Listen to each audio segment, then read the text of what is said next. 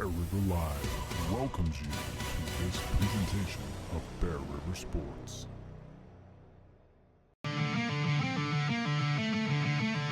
The blitz. And there's Marble. Breaks free, and there's going to be the touch. Oh. And Roberts.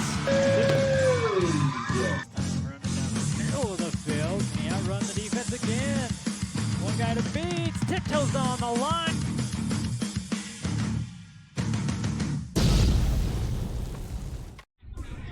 Good evening, everyone, and welcome to the kickoff to the 2024 football season here for high school football. We find ourselves at Cedar High School, home of the Aviators, taking on the Bear River Bears. And on the call with us tonight, Mr. Joe Summers, Bear River alumni, state champion, went on to get a little bit more accolades in the college level. It's great to be here. Thanks for having me.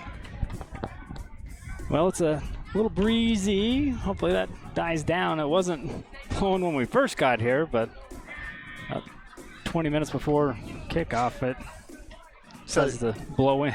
Yeah, I tell you what, as a player, though, this breeze is going to be Heaven. quite welcome. Yeah, cool. It's cooled it down a lot. I mean, it's a great day for football, great weather for football. Should be a great game. The River just coming out, taking the field, all dressed in white. The Aviators going to be with their maroon tops, white bottoms.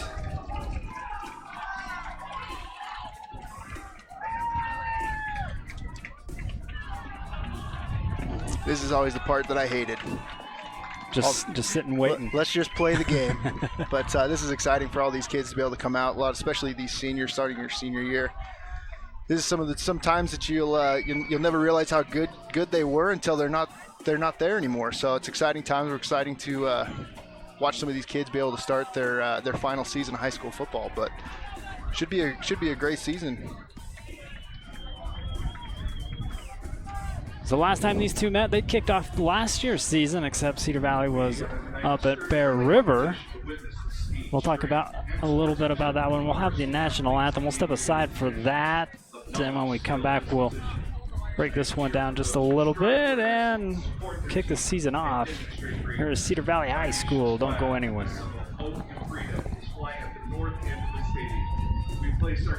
For 20 years, Valley View Granite has offered our local community the best quality and service for their home countertops. With the addition of Marble Ventures in Ogden, Utah, our team is now able to offer the same reliable and dependable service for their showers, tub surrounds, and more. With locations from Sandy to Idaho Falls, we offer the best value without sacrificing quality for your build or remodel. Come in and see us today. Valley View Granite, enhancing places people gather.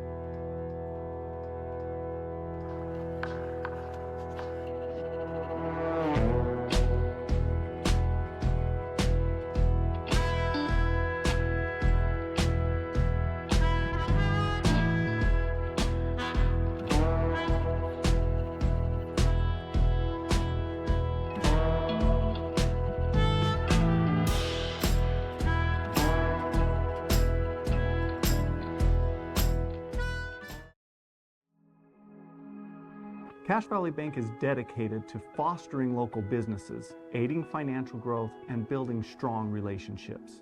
From personal to business banking, we are committed to helping you reach your financial goals. Cache Valley Bank, mountains await.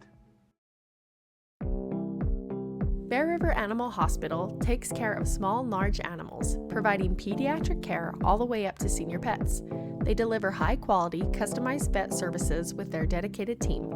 Services include exams, vaccinations, surgeries, dentistry, fully equipped laboratory and pharmacy, along with x-ray and ultrasound. Many of these same services can be conveniently provided on the farm. Bear River Animal Hospital is filled with highly trained animal lovers who will provide the best care for the animals in your life.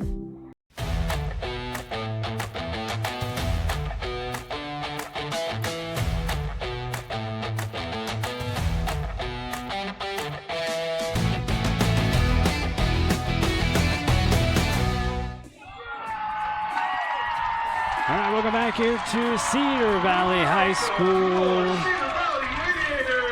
And before we took a commercial break, we talked about it's kind of a lopsided game last time. I think Cedar Valley kind of came up north and was thinking they were just going to rough us up, and it kind of turned the other way around. They lose a couple guys, and they was already had the injured bug going into that first game. Their leading running back was going through cancer. You know, they had a lot going on. I'm not trying to make up excuses, but I mean, from that game, and then they return home the next week, and I think they put 60 up on somebody else. So that's always a really difficult thing. I mean, when you look at the history of Cedar Valley, I mean, if you can even call it a history, I mean, school's been around for 5 years. I mean, you look out here where they're located out here in Saratoga Springs. It's, you know, it's all new. You know, new homes, new high school. So when you don't have a lot of history and a lot of people rooted in the community, you're kind of starting from scratch a lot of years. And you know they've kind of struggled with developing, and I think you're going to continue to see them improve, especially as a 5A school in Region 7. And it's really easy to, you know, think about that when you're a 5A school coming up to a smaller school, 4A school, you know, especially maybe smaller communities like Bear River. It's really easy to think that you can come in and just walk out with a win, but I think they'll be a little bit more ready for us this time, especially first game of the year. Everybody's going to be pretty psyched up. It's always hard to come on the road first game of the year, and I hope the Bears are up to the challenge. Well, the Bears, they lose some key players in key roles, but, you know, Coach White, it's always just next man up. Yeah, I think it's going to be an interesting battle to watch, just on the offensive lines for both teams. Bear River's offensive line is one of the most experienced and most tenured groups on the entire roster, whereas Cedar Valley's is all new. They only return 3 offensive starters. Their quarterback, tight end, and receiver. Everybody else is brand new on that offense. It'll be really interesting to see that dynamic. Could be a defensive struggle. I hope not, just for entertainment's sake. But we could see some interesting things happening as far as what the score is going to do.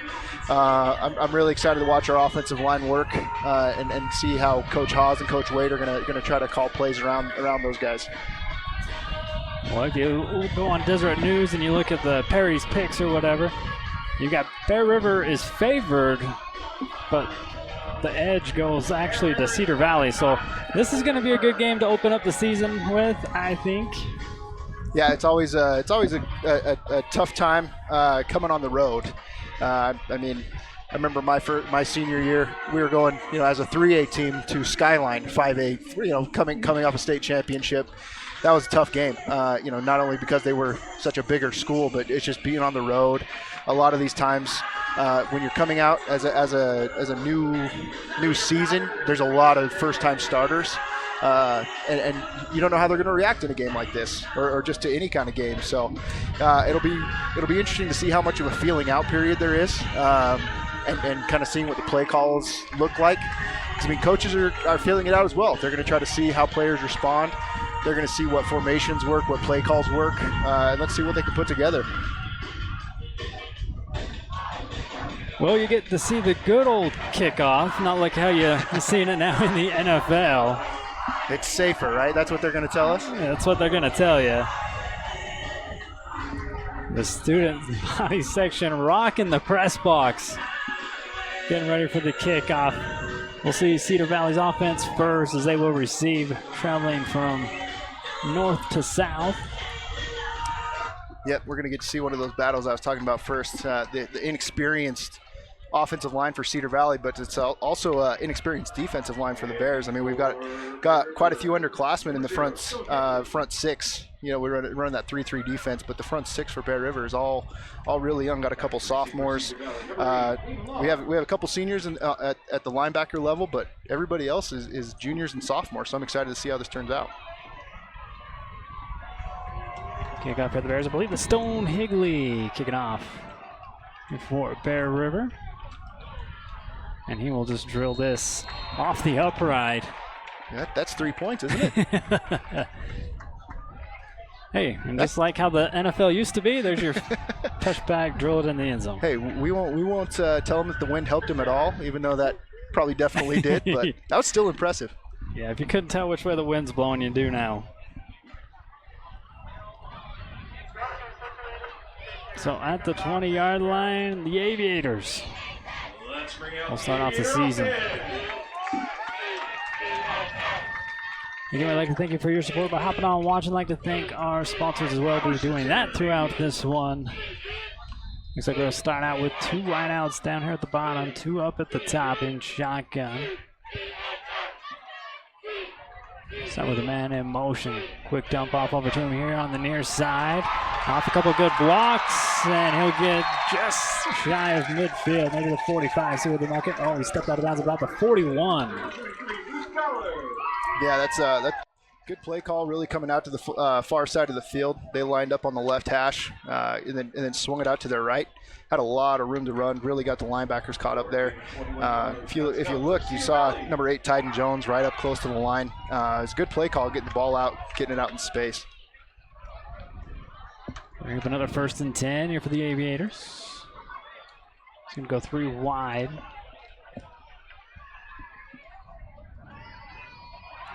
Moved up in the flat out there on the far side. Going to bring up 2nd and short here for the Aviators on a good catch. Jason McKellen. Yeah, they're getting it out fast. Tyden Jones came again on a blitz there, but they're getting the ball out fast before we can even get an opportunity. That helps the offensive line too. Instead of having to try to hold up for a long time in pass pro, getting the ball out quick really kind of helps their job as well. So a couple good play calls back to back here for the Aviators, starting things out. Going to bring up a 2nd and 3. Cole Christensen getting your quarterback here for the Aviators. That's another man in motion. Ooh, fake the handoff up the middle. Quarterback drive. Gets it with a yard to spare. Another 1st down here for the Aviators. Yeah, 2nd 3. That's the offensive coordinator's dream, to be able to be calling plays when it's 2nd and 3. Kind of open up your whole playbook. They had the opportunity to hand that off, come wide, but he read it, took it right up the middle, got another 1st down.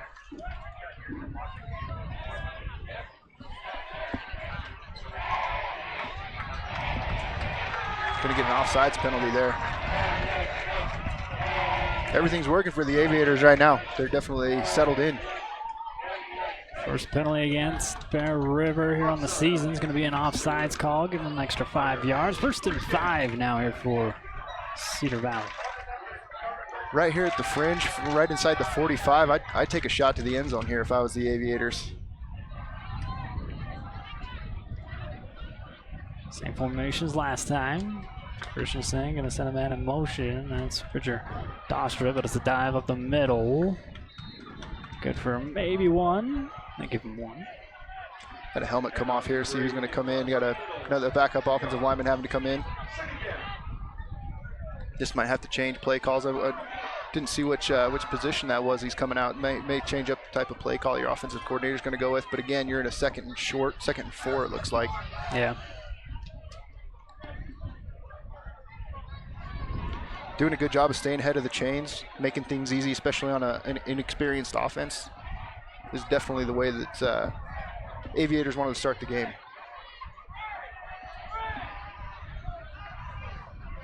A lot of smoke and mirrors here on this offense, and Ty Jones almost gets him, but they set up a screen on the far side, able to break 1 tackle.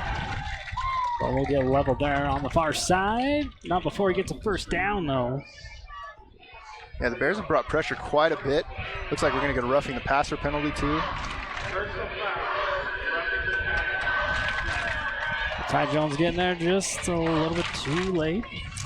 Yeah, we've brought pressure quite a few times already in this short drive. I think we're on play 5 of this drive. We've brought pressure almost more than half the time, it looks like to me. And well-timed screened, well-timed called screen play right there, and they actually get an additional 15 yards. So they are calling a perfect opening drive right now. A couple penalties and a couple Good play, sets them up shop at the 22-yard line. Here in Bears territory.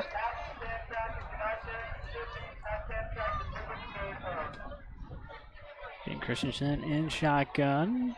Bridger in motion. Christensen's going to have to tuck and run. No, he's going to keep throwing it down the sideline. He's got Bridger, and he'll be thrown out of bounds. First and goal here for the Aviators. Yeah, it's Richard Dastrup, number 3. He did a good job seeing your quarterback under pressure, rolling out to the side like that. He did a great job of coming over where your quarterback's going to be, getting in his line of sight. Made a good completion. Got down inside the 10, first and goal. As you look on the field for that CNR replay, I'd like to thank Valley View Granite for giving you a different view of the game. Game brought to you by Valley View Granite. Under center now is Christensen.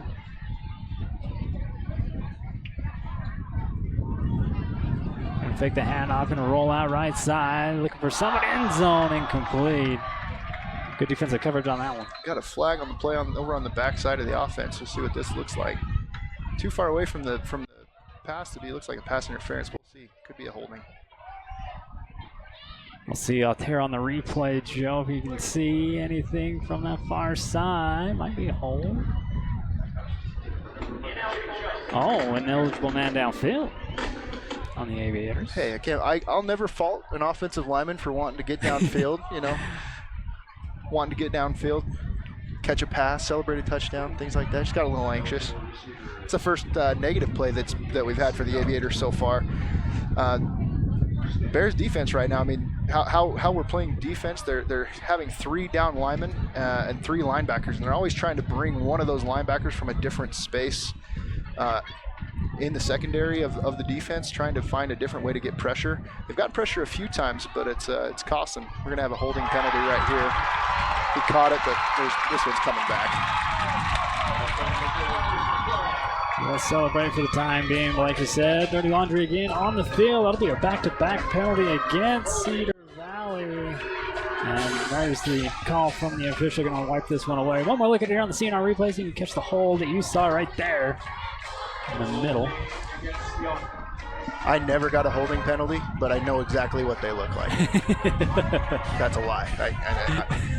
Any offensive lineman tells you they never hold their line to you. Just always remember that. Feel bad for the student sections here. They shot off a lot of confetti that they can't get back now. This is quickly turning into quite the long first and goal here.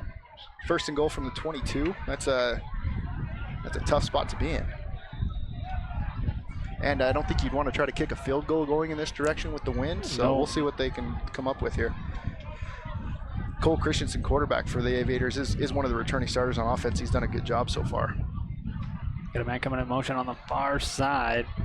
Just going to dump it off here. Another little screen set up, trying to get something positive going after the 2 penalties. And he's going to get set up on the far side just as he crosses the 15.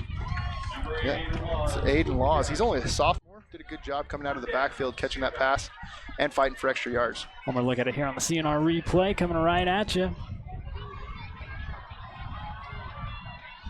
You see that there, number 54. He's holding again. See, offensive linemen always hold, Andy. I'm telling you. Well, you can call holding on every play. I know.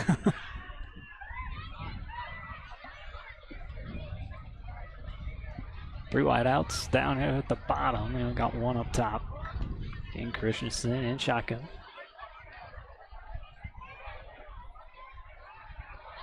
Looking to pass again. Able to skip 1 defender. Just shy of the 5. Yeah, Daxton Charez, sophomore, number 54, came in and he had a shot at getting a sack there. Just the number 2, Cole Christensen, was able to slip out of that and gain a few extra yards. That's one of those tough things. You get a little nervous. We had a roughing the passer penalty earlier. Yeah. You don't want to rough him again, but man, that's one of those ones. He's gonna look back on film and man, like just wish he could have wrapped up a little bit better. Yeah, he had him dead to rights in the backfield. We've already seen Cole get it out of the pocket fast. Sorry for the rocking state, like all the student sections rocking the stands right now for us. Oh. Pressure again, rolling out. Oh. Tuck and run a time here for Christensen. He'll get to the 5 before he's wrapped up. 4th down. Let's see what the Aviators do here. Looks like they're going to send out their field goal unit. Great job by the Bears on a defensive stand. Aviators looked really good coming down the field. Couple negative penalty plays, got them backed up.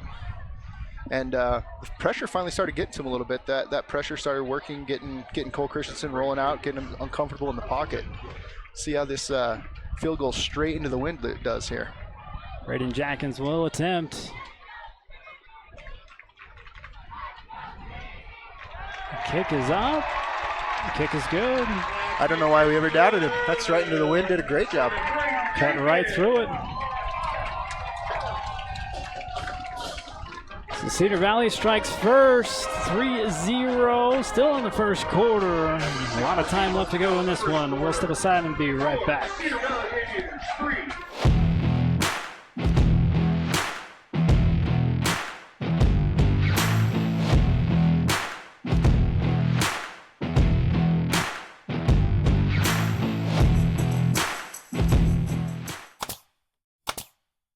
For all your project needs, shop at Greer's Hardware. Happily serving the community since 1976. With over 60 years of experience and personalized service, Guild Mortgage is your key to home ownership in Box Elder County and beyond.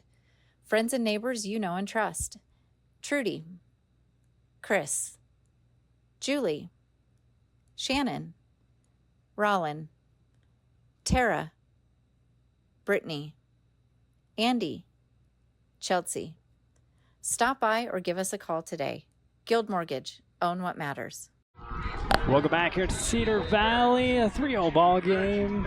Still with 6 minutes, 6 minutes and 14 seconds. See, that's even more impressive into the wind. Into the wind and lays it. So that's got to give you some confidence if you're Cedar Valley and your kicker. Number 7, he's also a safety, Braden Jenkins. That's a good thing to have in your back pocket, knowing you got a kicker that can boot it into the wind or with the wind and get that kind of leg behind it. So, well, first offensive possession here for the Bears. The defense was able to keep them out of the end zone, only allowing 3 points. Bears will start off with one wide out up top, one at the bottom. He had a tight end in there, but it's a handoff up middle here from Tyra. Looks like a gain of 1. Yeah, one thing to note, we're talking about this experienced offensive line. One player that is missing from this offensive line is Max Anderson, senior center. We're going to have Cody Richards Jr. actually stepping in at center today for him, battling a little bit of injury, Max is. So let's see, keep an eye on how he does at center. Both plays right now look pretty good. Good swing pass out to the side. Good catch there by, I believe, Behrens. He's wearing number 22 this year. Yeah, Gladen, sophomore. Giving the Bears their first down. And it's a Frank May Skidoo first down. I'd like to thank them for sponsoring your first downs here this season. 3 wide off to the bottom, 1 at the top again.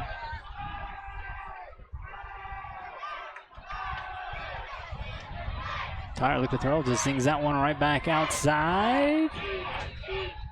Good drive up the middle, up the field. Yeah, two good play calls by the Bears back to back.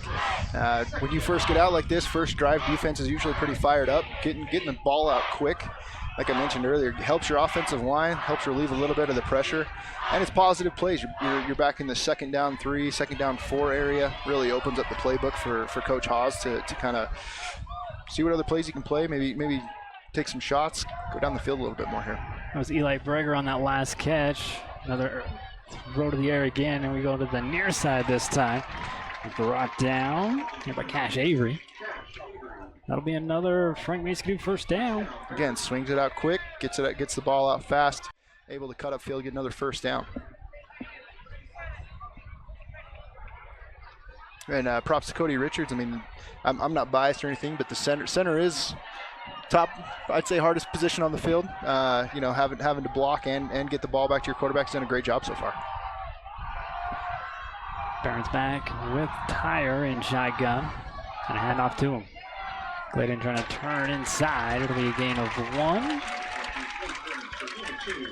Good hold by the Aviators. Going to bring up 2nd and 9 here for Bear River.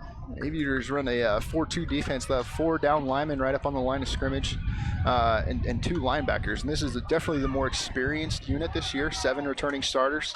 And they have a lot of good experience on that defensive line coming back, so it'll be a good challenge.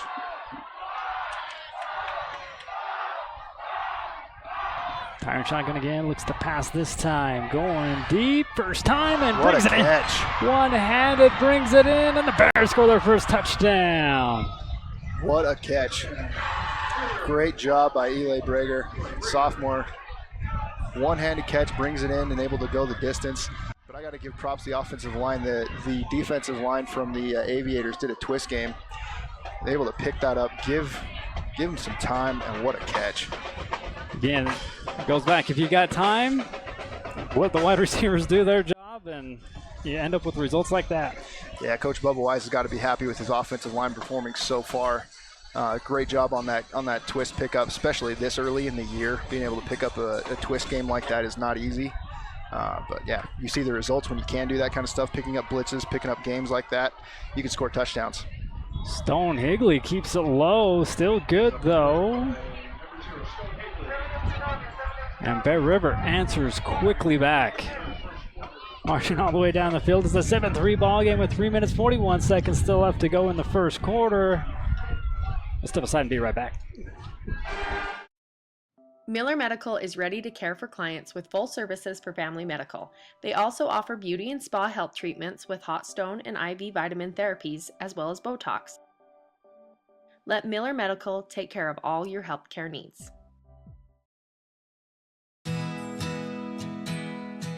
Central Milling is the farmer, the miller, and the baker working to preserve American farmland for tomorrow while preserving the highest quality of flour and grains to the bakers of today. Select the best products for your family by using Central Milling Company. Let GBI help you get your project completed on time and on budget. If you're looking for work, join GBI's team for a great work environment, competitive pay, and benefits.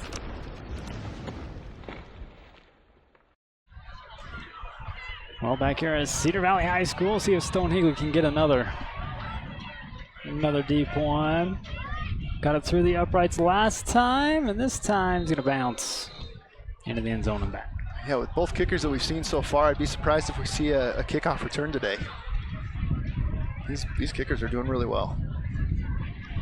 And I was going to look because I think he hit a 40-yarder, 45-yarder at Morgan last year. I wanted to look up and see what's the longest field goal kick that we've had at Bear River. That's an interesting stat. I wouldn't know that one. That's a good stat. Have we ever done trivia on Bear River Live? No. Just start doing trivia. Yeah. I'll be interested to see how the Bear defense responds after kind of settling in that last drive. I'm hoping they feel, got some good confidence, got back to the sideline, made a few adjustments after only giving up 3 points, and they're able to know a little bit more about what's coming now that they've seen some of these motions and shifts and everything that the Aviators have done. Man in motion again. This is Christensen. They're going to flip it back. Bears seal the edge and bring him down. Looks like a gain of 1. That was a great job turning that runner back in. Aviators do a lot of motion, trying to get outside, trying to get in space. I didn't get a number on that. There's the corner, I believe it was number 31. I think it was. He did a great job of getting outside and turning it back into where his help was, and defense did a great job of pursuit to tackle him.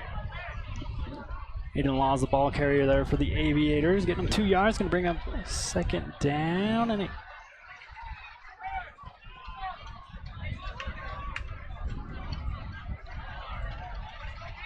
lot of movement here from this offense. Another flag. Throw across the middle is dropped, incomplete. Will catch the flag. Yeah, trying to get the ball to number 35, Detmer Murdoch, who's one of those returning starters for the Aviator offense. Surprise drop from him.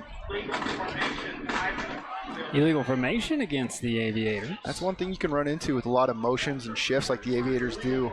You can get a lot of guys not being on the line when they're supposed to. Early in the season like this especially, where you're not as used to the flow of the game and calling plays like this, it can really cost you some penalties. Looks like the Bears declined that. Going to get a 3rd down and long here. Yeah, 3rd and 8 from the 22 here for the Aviators. After marching down the field earlier, pretty clean. Some more movement again. Ended up getting a couple penalties, keeping them out of the end zone. Got all day. Here comes the pressure. Cole gonna scramble. Gonna run into his own lineman, and the Bears gonna capitalize and chase him down. But a gain of 1 out of all that. Doesn't go down as a sack for Bear River. That's still a great job. I mean, that's exactly what you want to see if you're the Bear defense. Giving up a long drive on the first drive, making the necessary adjustments. I mean, no matter how much you try to prepare during the week, it's never going to be quite the same as a game speed and seeing what your opponent's actually going to do on game day. So it's really interesting to see how they're going to adjust after the first drive, and the Bears did a great job. First punt of the season here for the Aviators. Kicking it on from the 10, almost gets this one blocked, but it does get away and going to bounce and take a Aviator bounce. Rolling all the way back over to Clayton, and if he touched it, it's going to be Aviator back possession. Well, it could be scrambling underneath there, underneath the pile. We'll see how it comes out. It looked like it clipped a Bear River player, and the Bears do get it. That's one of those times where you're never sure if it clips one of your players or not. As a returner, you see him try to pick it up. In those instances, just dive. You got to just dive on the ball and get your offense out on the field and get going here. Your offense had a great drive last time. When you start trying to do too much, you can cost your team, but it turns out in the Bears' favor there. So a 1st and 10 here for Bear River, marking at about the 38-yard line.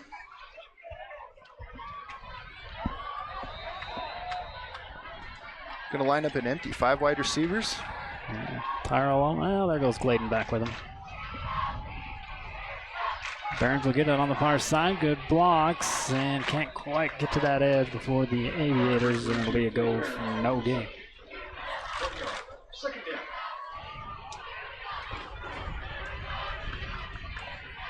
Second and 10.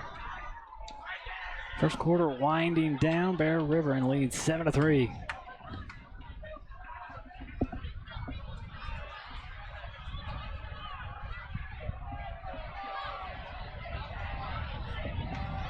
Tyra with a quick throw. Back over here. Caught. Short pass. Actually going to go for a loss. The throw was caught in the backfield. And number 2 is Cash Avery, your return on that one. Nope. Yeah, and each of those two plays. Stephens, excuse me. Each of those two plays, you saw the Bears trying to get out on the edge, trying to get around the outside of the defense. Both those times, Cedar Valley did a great job of stringing that out and getting help out to the edge of the defense. If I was the Bears here, I'd be definitely trying to go a little bit more vertical, a little bit more north and south. Stretch them out a few times last time, but you remember on the last play we scored, we were going vertical. So we're trying to go a little bit more vertical here. You have to on 3rd and 10. This play is whistle dead. Got too much Dancing Queen playing here. I think the ref was Yeah, trying to get the music off before we ran this play. And that's exactly what he's telling the press box to take it down a notch. Yeah, I figured that ref would like listening to some Dancing Queen. But.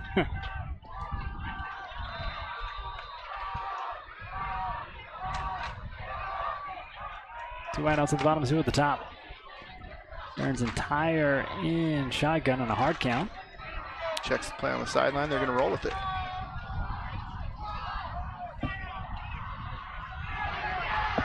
Pass back over again and read perfectly by the Aviators. In there quick, Jerome Klein, first one to get there. Yeah, so you notice all 3 plays were swing passes out to the wide side of the field. And Cedar Valley did a great job, expected it to be coming. And were able to have really great pursuit and tackle that ball carrier before they could get north and south.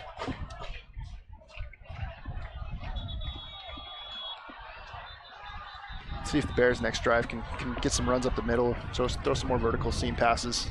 You'll have to wait for the second quarter because that will do it for the first here at Cedar Valley High School with the Bears in the lead, 7-3.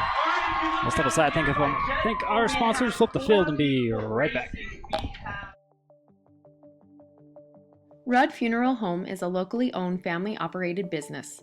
Joe Rudd and his family, as well as their devoted staff, are committed to providing you with the best service possible during a difficult time.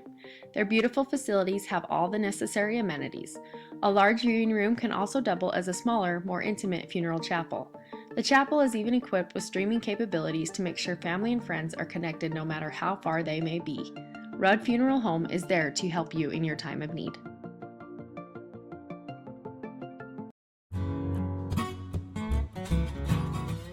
The grill has a wide variety of homemade appetizers. Can't decide what to get?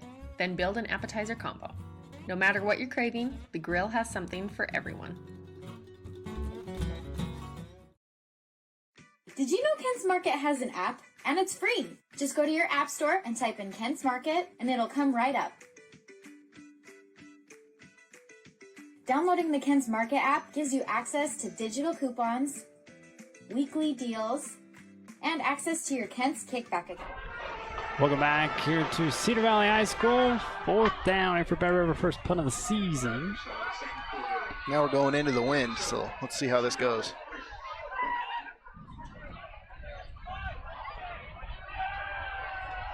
And take a Bear River bounce. And end up around the 33-yard line. Yeah, breaking down that first quarter. Each team got 2 drives. Both teams' first drive were able to get some points. Then both defenses bowed up a little bit, and looks like they're, credit to both coaching staffs making the adjustment on the sideline on defensively to come out and put a stop to the play calls that that each team was trying to run. See how the offensive coordinators can adjust at this point as well. See what Cedar Valley's going to do here on their 3rd offensive drive of the season so far. They go empty here on 1st and 10.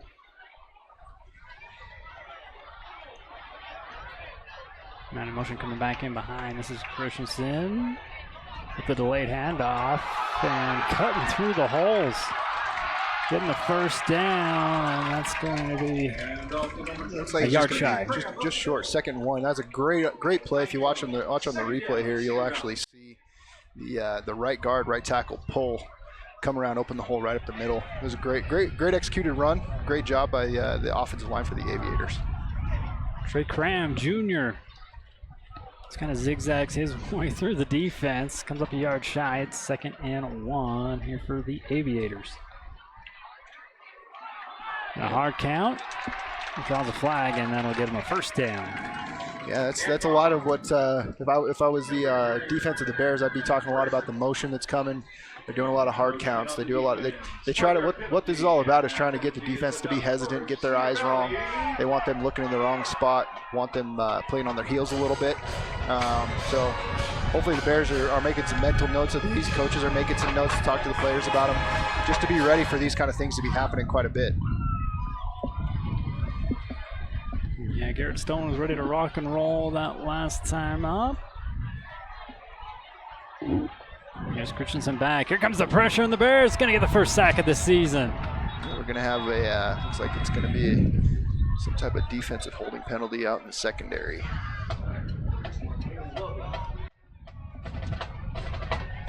That great sack's going to be wiped out, it looks like.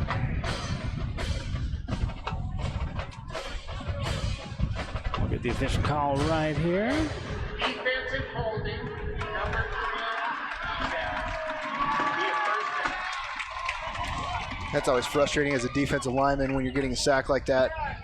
But you never know if that sack was going to be possible, if that defensive holding wasn't taking place. That gives another first down for the Aviators as well. Bears have done a really good job of actually getting pressure the last 2 drives. Getting in the backfield, putting some pressure on Cole Christensen. He's been able to escape. He's very elusive, very good, experienced quarterback.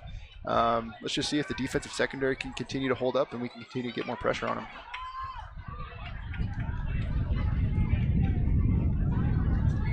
Christensen with another delayed handoff and another good run. Bears wrap him up a little bit sooner this time. It'll be a gain of 6. So they just ran the same play that they started this drive with, just in the other direction with the left guard, left tackle pulling, able to get another good chunk of yards.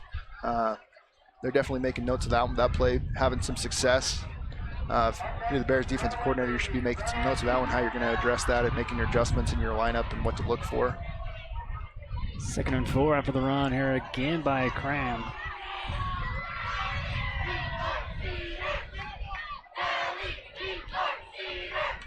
This time the quarterback keeper, Christensen, trying to get to the edge.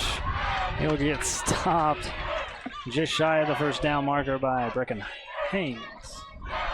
Yeah, you saw number 3, Bridger Dastrup, coming down in motion, comes down and tries to seal that defender on the inside there to let Cole Christensen get on the edge.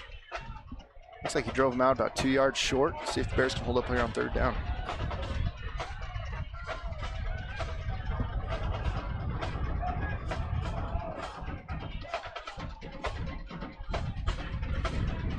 A little tighter formation here from the Aviators. They go under center here with Christensen.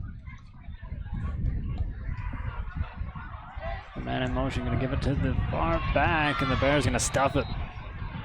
Great play by the Bears defense holding up there. Yeah, it's a very different formation from what we've seen from the Aviators under center. Everybody in tight. Still go in motion like you see here. It's going to be a quick inside handoff.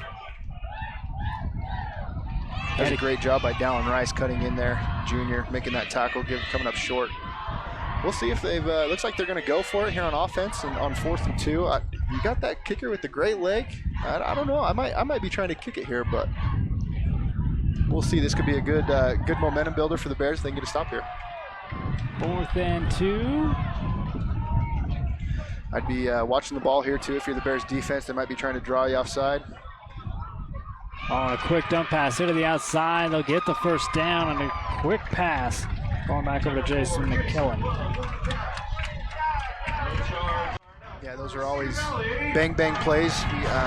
If you're the Bears defense, you're trying to sit here and say that the receiver on the far side was blocking, calling for the offensive pass interference, but the ball's coming out so quick, you usually don't get those calls. 1st and 10 now from the 32. Christensen going to check the play. Almost at the 8-minute mark here in the 2nd quarter. Got a handoff. Christensen going to pull it back out, going to run with it. Going to run into a wall of white jerseys at the 20-yard line. It's one of those quick throws to the outside that both teams, the Bears and the Aviators, have been running quite a bit. They're obviously getting more aware of those plays coming out. Cole Christensen wisely pulls that down. Could have been an interception there, and could have ran back a long ways if he would have actually let that one go. But Cole Christensen's a good enough athlete to actually get some positive yards there. So good job by him.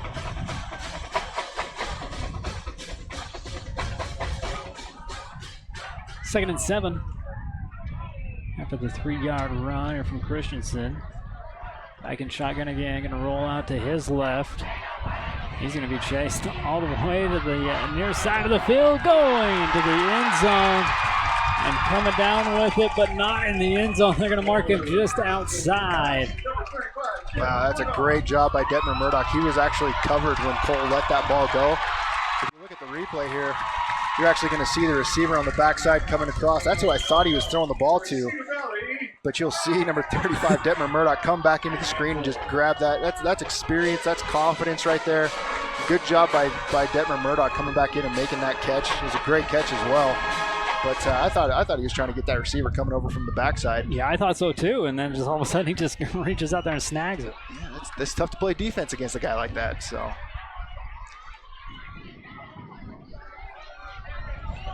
The ball on the 1, 1st and goal here for the Aviators. Last time they were here, they had penalties back them up past the 20. We'll have our first timeout taken by Cedar Valley. They'll have 2 left here in the first half, and we will take this timeout with them.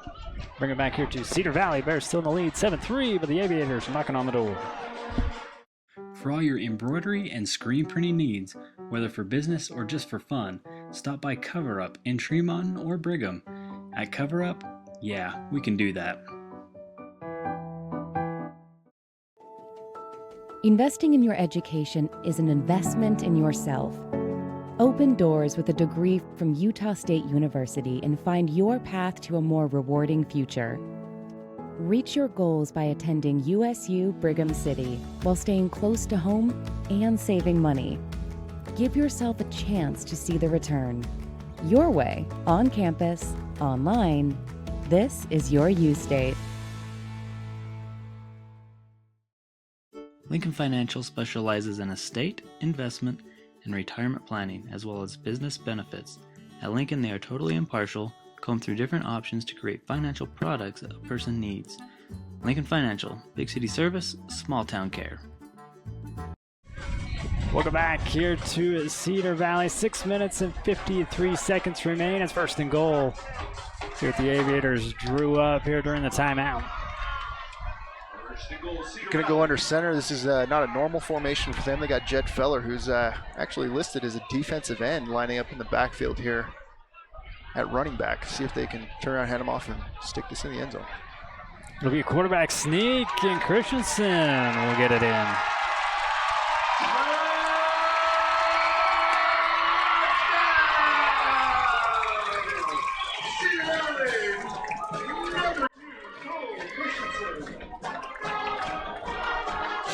Just a pile up the middle. Good luck finding the ball. Yeah, they definitely relied on their two of their offensive studs, two of their offensive turners in Detmer Murdoch and Cole Christensen to seal off that drive. Had a couple great runs by Trey Cram right up the middle to get that drive started. Great drive, great adjustments by the Aviators after a sluggish second drive. Great adjustments. They got 7 points out of it. Take it again for the extra point, and that one's good. The Cedar Valley answer back. They take back the lead, 10-7. Still a lot to go here before halftime. We'll bring it back for the kickoff. For over 80 years, Farm Bureau agents have built relationships with you one conversation at a time. Let Kimberly Raydell and her team provide you with the best service for your home, auto, and life. Rock and Roll Construction Products, providing U-Cart concrete and landscaping products.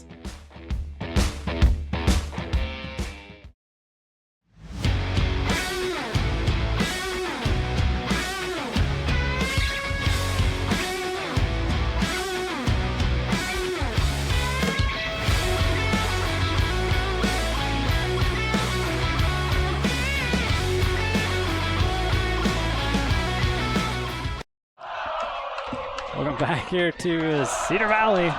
It's not an earthquake. It's just the Cedar Valley student section rocking the stand. Sorry if that's making you sick at home.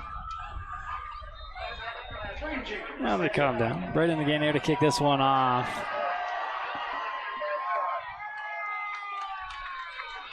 Kicking with the wind. He'll send this one into the back of the end zone. It's like about lane 2 on the track out there. You got it. So. Yeah.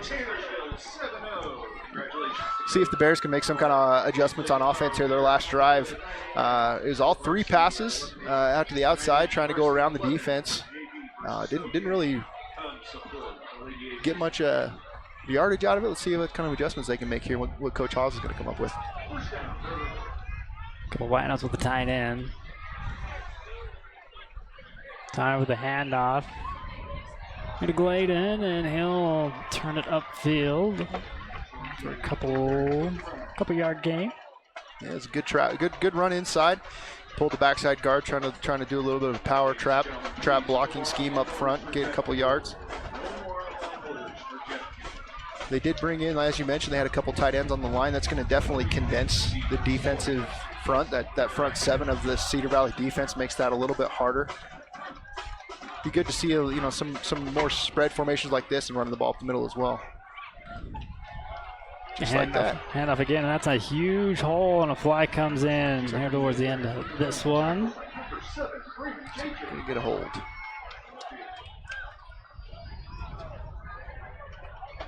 Handoff to Dallin Rice that time.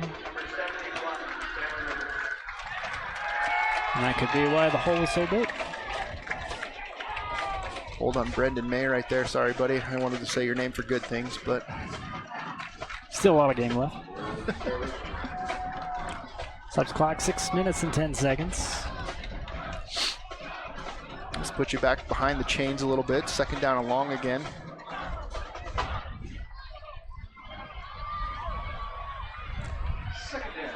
I'd love to still see some more run up the middle here.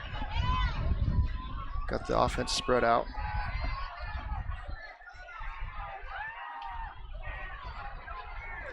Quick pass out of the far side. This is Avery coming back inside and thrown forward.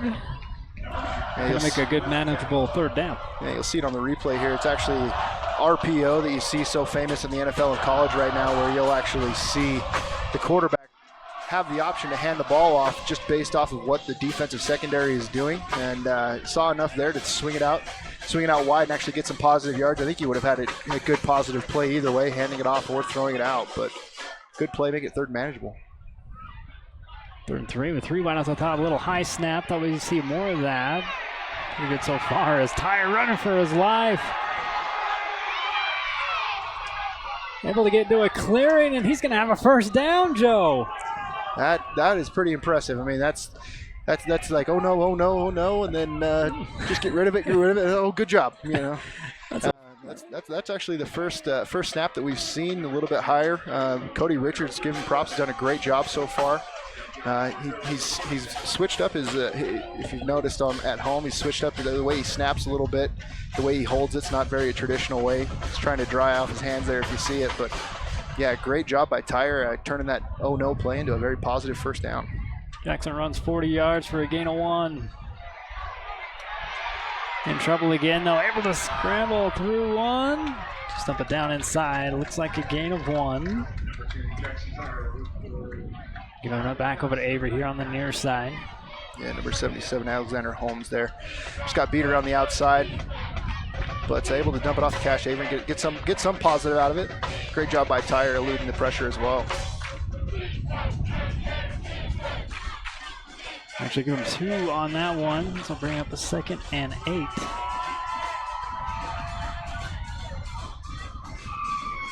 Spreading the wide outs again. This time Barron's back in the backfield here with Tyre. Coming pressure here. And off up middle here to Barron's, and Gladen will get it just shy of the 35. Yeah, it's a good safe play call right there, trying to get your offensive line to settle down. Had 2 kind of stressful plays back to back there, trying to get them settled down a little bit. Cedar Valley probably thinking the same thing, calls a blitz, and it's very timely. Still able to get some positive plays, make it third manageable. We'll call it 3rd and 6.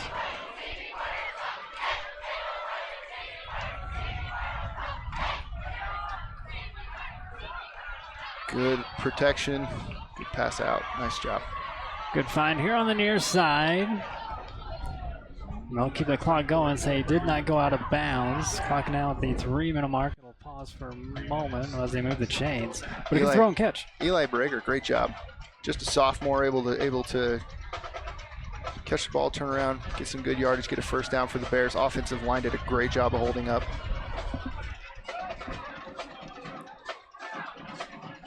Another Frank Mace can do first down, puts him at the 45-yard line. Now about 2:40 to go here before halftime. And I'm down over on the far side this time, just shy of the 50. Yeah, now you're definitely in the 2-minute situation now. You don't want to give the ball back to the Aviators before the half. So you're trying to eat up some clock, still getting some positive yardage. Great run to the outside. Making it second about 6. Dallin Rice with the 4-yard gainer.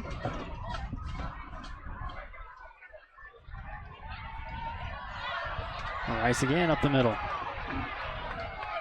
Yeah, Aviators brought a lot of pressure right there. Nothing much you could do in that situation. Goes for no gain. 3rd down and long. You see a lot of defensive substitutions right now, trying to bring in some fresh guys. Looks like, see what kind of pressure they're going to bring here. Definite passing situation. See what the Bears come up with. Bear River, timeout. Yeah, Bear River's going to talk about it. Stop the clock with 1 minute 42 seconds. Oh, they're going to put 3 more seconds back on for Bear River. It'll be at 1:45 still left to go. Yeah, this is always tough as a offensive lineman. You know the defense is getting ready to pin their ears back, getting ready to come after the quarterback. Be good to keep your running back in there for extra protection as well. Give Tyre some extra time. We've seen what he can do now a couple times. If you give him some time, receivers are able to get open and make some good catches. So I know Coach Haas has probably got a third down pass play dialed up that he knows he was saving for a situation exactly like this, where you're needing to have it. So let's see what the Bears can come up with. Again, we reset with 3rd and 6.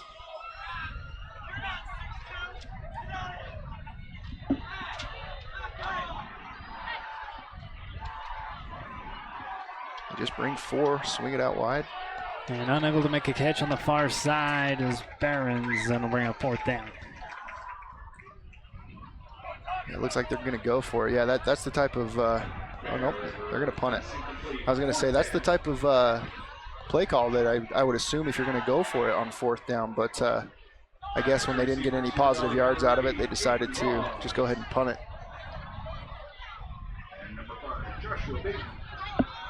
Yeah, this is what you didn't want to have happen if you're the Bears, giving the Aviators the ball back with some time to score again before the half.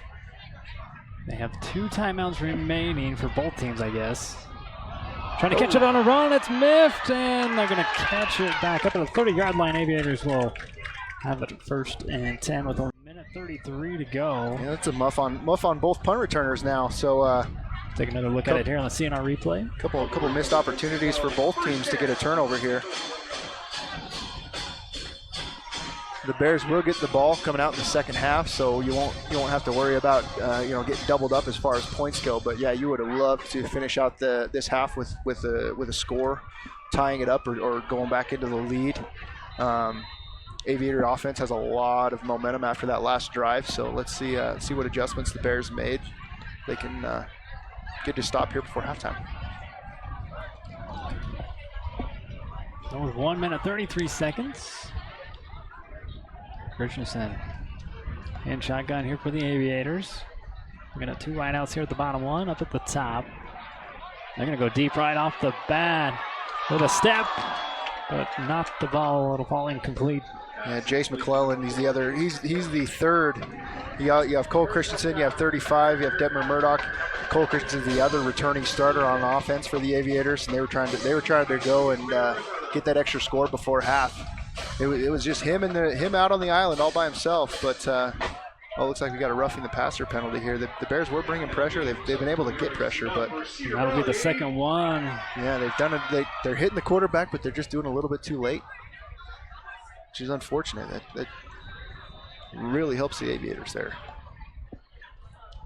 Gets them a fresh set of downs, and now 4 yards away from midfield. 1 minute 28 seconds remain.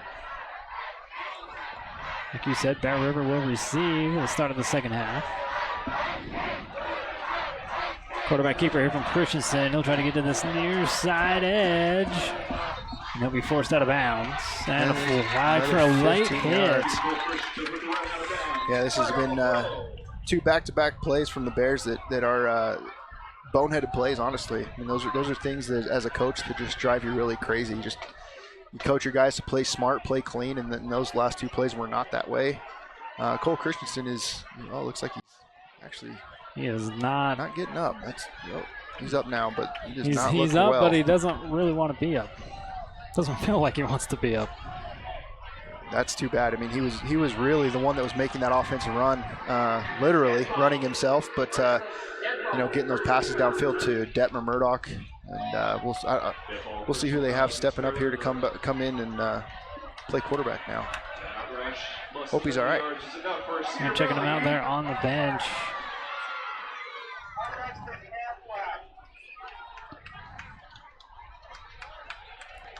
Both of them getting out of bounds. That stops the clock. And again, our Miller Medical Moment brought to you by Dr. Todd Miller. Give him a call at 915-6262 for an appointment.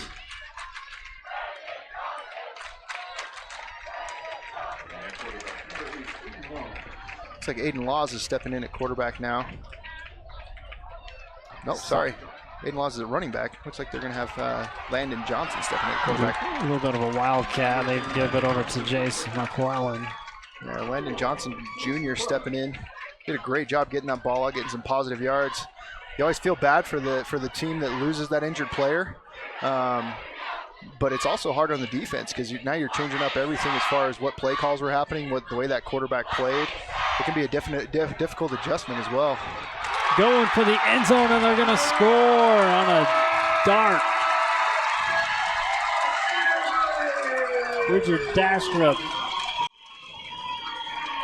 gets in between the defenders and adds on to the lead here for the Aviators. Hey, credit to Landon Johnson on that one. I mean, you come in off the bench cold after basically 2 quarters of not doing anything, and you throw 2 darts like that. That's impressive. Yeah, like I was mentioning before that play happened, that's tough on the Bears because it's just the offensive coordinator for the Aviators probably calls a different style of game for this type of quarterback, and you're having to adjust on the fly, and they caught him off guard. So great job by Landon Johnson coming in and being ready to step up when his number's called. And Braden will tap on the extra point.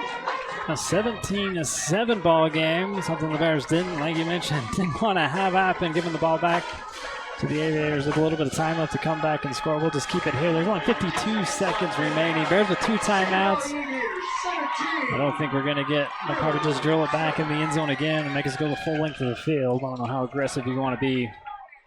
I mean, that's always tough. I mean, you know you're getting the ball back after halftime. You'd love to try to get some points.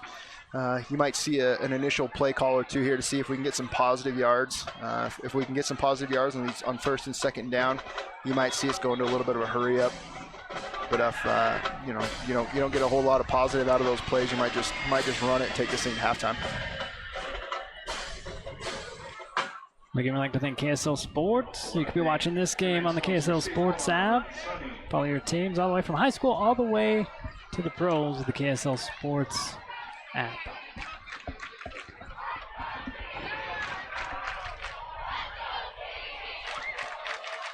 Braden Jenkins back to kick.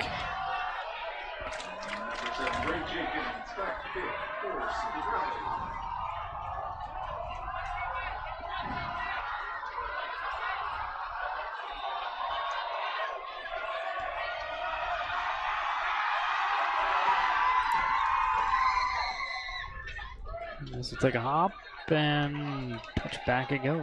That was really close to being out of bounds. Yeah, that would have been a great opportunity for the Bears, getting the ball way up at the 35, but I think he's been able to make it out of bounds. Yeah, when you saw that go off his foot, you could tell that wasn't normal for him. Lucked out getting it through the end zone anyway. But yeah, I think this first play will tell us a lot on what the Bears coaching staff's thinking as far as if we're going to try to get some points before half or not. Probably see another RPO here with Tyre reading the defense, the opportunity to give it or pass it. We'll see what he does here. Throw out to the far side, caught. Trying to get out of bounds, and he will not be able to. Keep that clock going again. They go to that far side. I'm calling on Eli Breger a lot. Eli Breger did a great job. I thought he would have got out of bounds. He was going forward enough, but Mr. Official on the side there thought better of it, I guess. Gonna set up a little screen. He's got some real estate. And some speed. Layden Behrens turns on another gear. Down the line, and Bear River will answer right back with a touchdown. I don't see any flags. The play will stay. Great call by Coach Haas. Great timing for a screen as well. The Aviators know you're going to be trying to pass, trying to get some good yardage right before half. It's a smart play call just for the plain fact that you can get out of bounds relatively easy.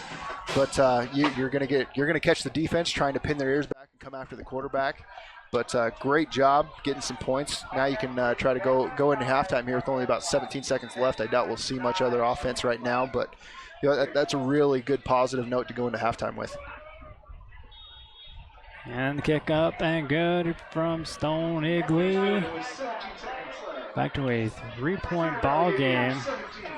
So in essence, the score the Aviators just had goes away. We're about in the same situation we was about 4 minutes ago. Yeah, and now you're really kind of sitting here back as the Bears defense, kind of wondering, okay, what kind of adjustments are we going to have to make for Landon Johnson now instead of Cole Christensen? We'll see what that kind of looks like after after halftime. We'll see who comes out here and runs these last couple of plays for the Aviators. But yeah, now you're going to have a difficult time at halftime wondering, what you're going to have to prepare for the second half. Which quarterback's going to be playing, because they've both shown that they can do really, really well in this Aviator offense. And if you're the Bears offense now, you got to be able to come back out and put some more positive plays together, doing more stuff down the field. The Aviators have shown that, they can stop a lot of that wide passes. And yeah, it'll be an interesting to see what adjustments the coaching staffs can make. Cole Christensen on the sideline trying to get everybody rallied back up.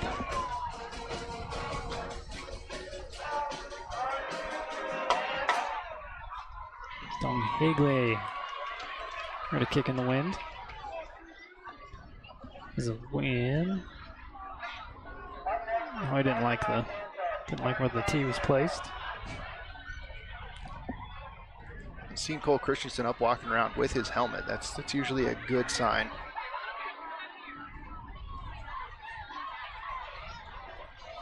Number 0,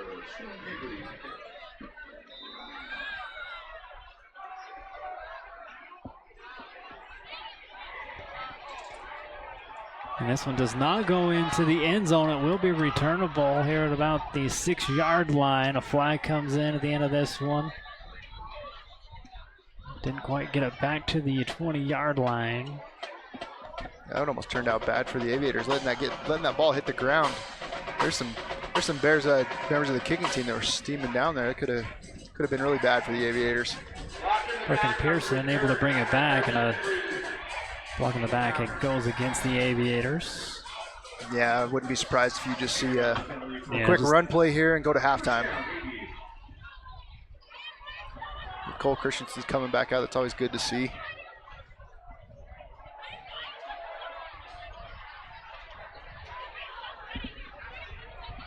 I like it when it's just all precautionary.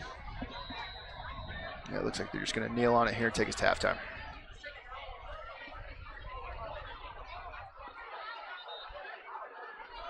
And with that, a 3-point ball game.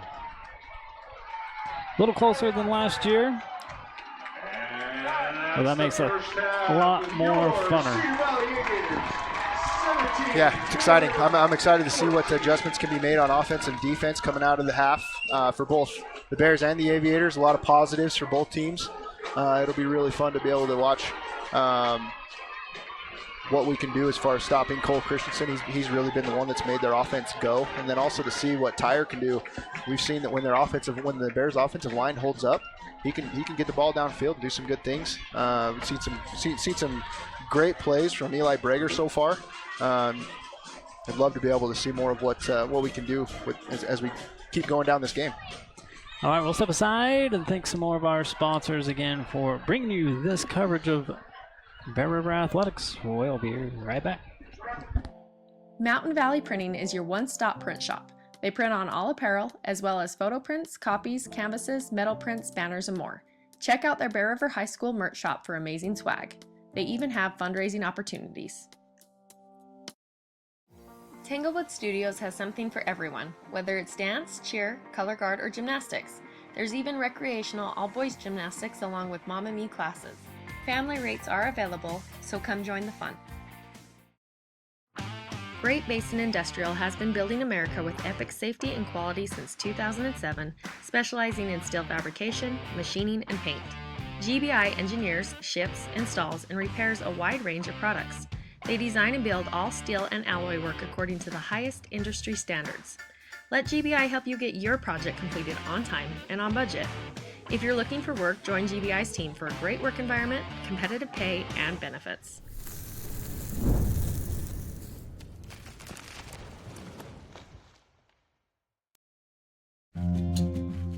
Kent's is your one-stop shop for fresh produce, bakery items, deli, and meat. Stop by today for fast, friendly service.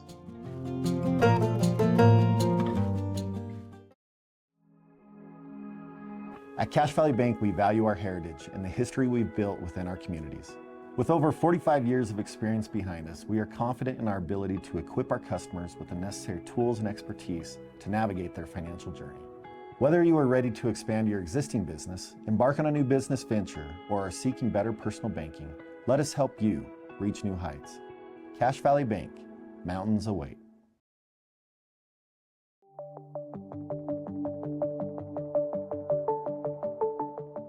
Rudd Funeral Home is there to serve your family in your time of need.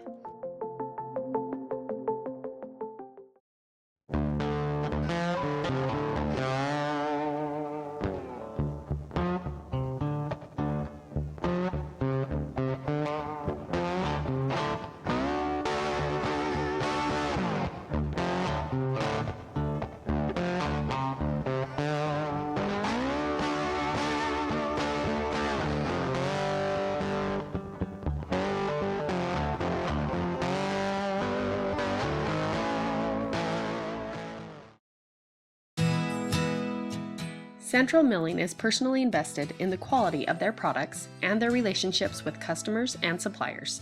They are also a proud supporter of high school sports.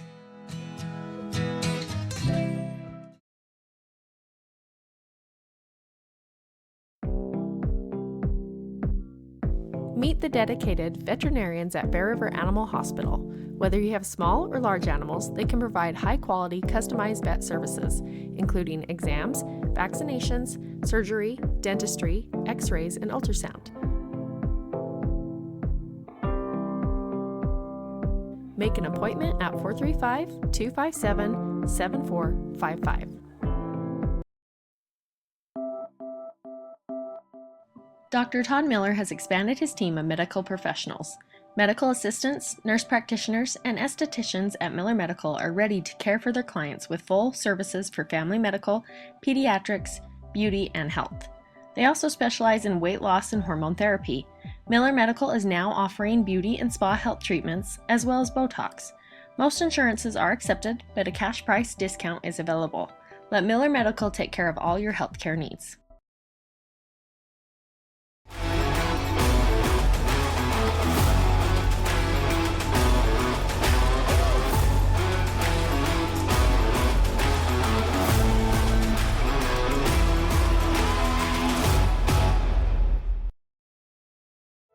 Earning your degree doesn't have to be complex.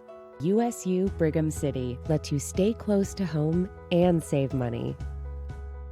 As an Aggie, you'll have access to a personalized education with student support from faculty mentors. Let us help you achieve your goals your way. On campus, online, this is your U-State.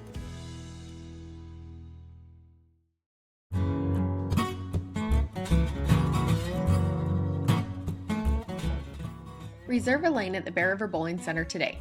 Cosmic Bowling is on Fridays and Saturdays, Mondays are family nights, and then it's $3 Tuesday. Ask about their birthday packages and order your favorite foods from the grill.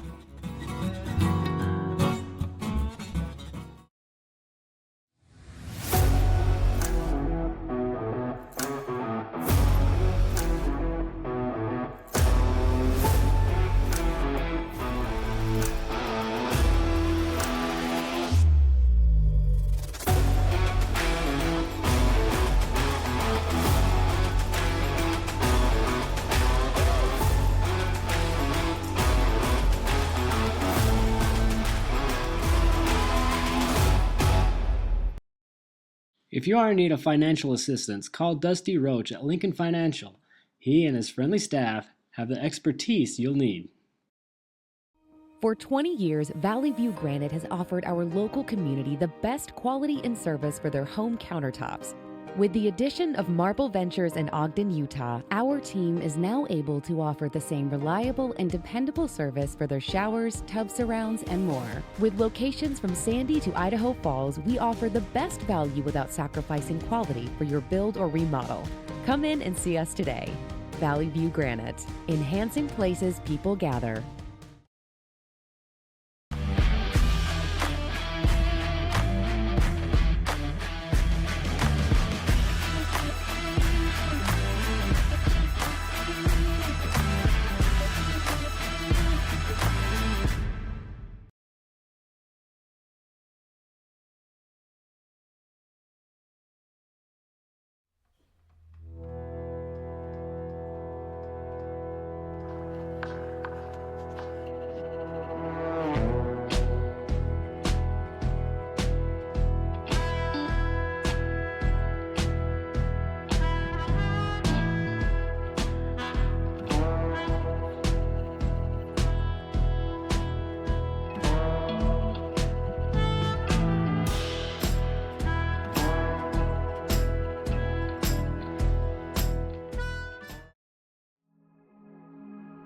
Cache Valley Bank is dedicated to fostering local businesses, aiding financial growth, and building strong relationships.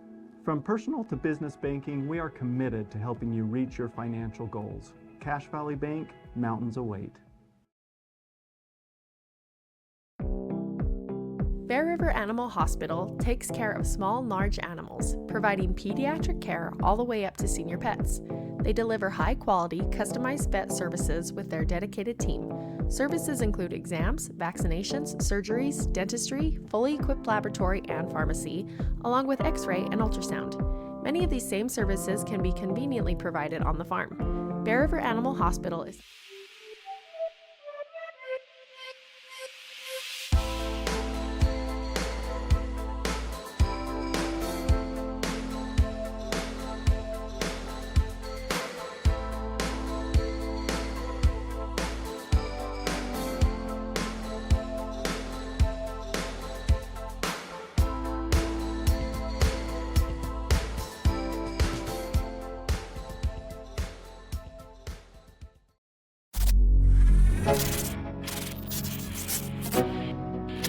Bear River Live is proud to bring you another production, Talk of the Town. These weekly episodes will bring local stories to life and keep you informed on what is happening in the community, as well as business spotlights and expert tips.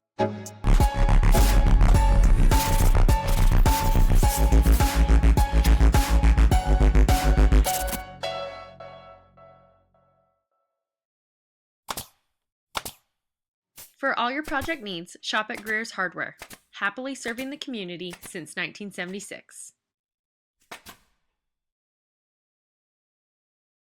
With over 60 years of experience and personalized service, Guild Mortgage is your key to home ownership in Box Elder County and beyond. Friends and neighbors you know and trust. Trudy, Chris, Julie, Shannon, Rollin, Tara, Brittany, Andy, Chelsea. Stop by or give us a call today. Guild Mortgage, own what matters. Miller Medical is ready to care for clients with full services for family medical. They also offer beauty and spa health treatments with hot stone and IV vitamin therapies, as well as Botox. Let Miller Medical take care of all your healthcare needs. Central Milling is the farmer, the miller, and the baker working to preserve American farmland for tomorrow while preserving the highest quality of flour and grains to the bakers of today. Select the best products for your family by using Central Milling Company.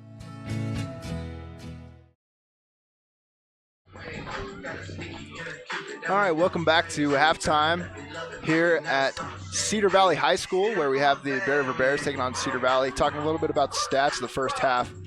When you look at the stats initially, the first thing that's going to stick out is the rushing yards. Bear River only showing 10 yards rushing on 8 attempts.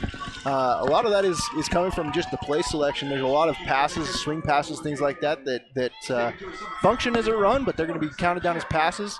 Something we'd love to see more is doing some more of the runs just right up the middle, doing not really trying to get outside as much, really trying to go right up the middle on some of this Aviators defense. Compared to Cedar Valley going 13 attempts for 64 yards on rushing. You start looking at the quarterback comparison. Jackson Tire being very, very efficient, 12 of 13 for 186 yards. A lot of those coming on two touchdown plays, a long screen and a long pass right down the side. Been a very efficient half for Jackson Tire. Been a pretty clean half as well offensively. Defensively need a lot of penalties need to clean up. A lot of roughing the passer, defensive holding penalties that need to be cleaned up. Right now, the Aviators have the advantage of plays and yardage. 25 plays for 200 yards versus the Bears 21 plays for 186 yards. Cole Christensen doing a lot of things for the Aviators, making their offense go, doing a lot of things to make that offense efficient, completing passes, running the ball, keeping plays alive. See what kind of adjustments the Bears can make to the Aviators offense, also as well as what kind of our offense, the Bears offense, can make to be able to get plays running a lot more efficiently. Love to see them running the ball a little bit more, throwing the ball more down the field. Offense relying on that very experienced offensive line of the Bears. to run block, as well as they've held up very well, giving Jackson Tire some time, and he's been very efficient that way. So, well, we've got about two and a half more minutes here. We'll go to another break, and we'll come back and we'll have the second half for you.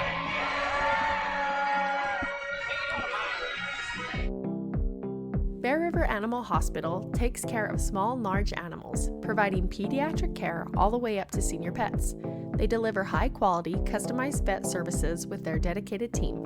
Services include exams, vaccinations, surgeries, dentistry, fully equipped laboratory and pharmacy, along with x-ray and ultrasound. Many of these same services can be conveniently provided on the farm. Bear River Animal Hospital is filled with highly trained animal lovers who will provide the best care for the animals in your life.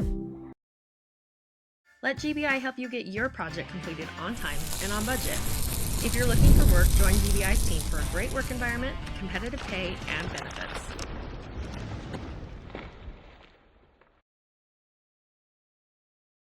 With over 60 years of experience and personalized service, Guild Mortgage is your key to home ownership in Box Elder County and beyond. Friends and neighbors you know and trust. Trudy, Chris, Julie, Shannon, Rollin, Tara, Brittany, Andy, Chelsea. Stop by or give us a call today. Guild Mortgage, own what matters. For over 80 years, Farm Bureau agents have built relationships with you one conversation at a time. Let Kimberly Raydell and her team provide you with the best service for your home, auto, and life. Rock and Roll Construction Products, providing U-Cart concrete and landscaping products. For all your embroidery and screen printing needs, whether for business or just for fun, stop by Cover Up in Tremont or Brigham. At Cover Up, yeah, we can do that. Investing in your education is an investment in yourself. Open doors with a degree from Utah State University and find your path to a more rewarding future.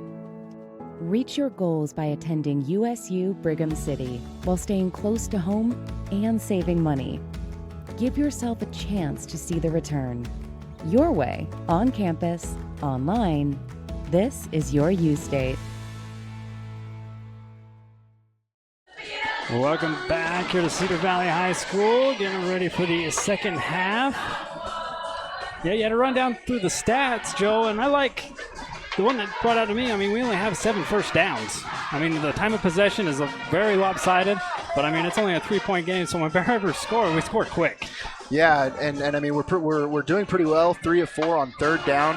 And to the contrary point, Cedar Valley hasn't even been in third down. There's been they were in third down one time. They're 0 for 1, but they got it on fourth down. Yep. So when you're looking at that from a defensive standpoint, you'd love to be able to get them behind the chains more.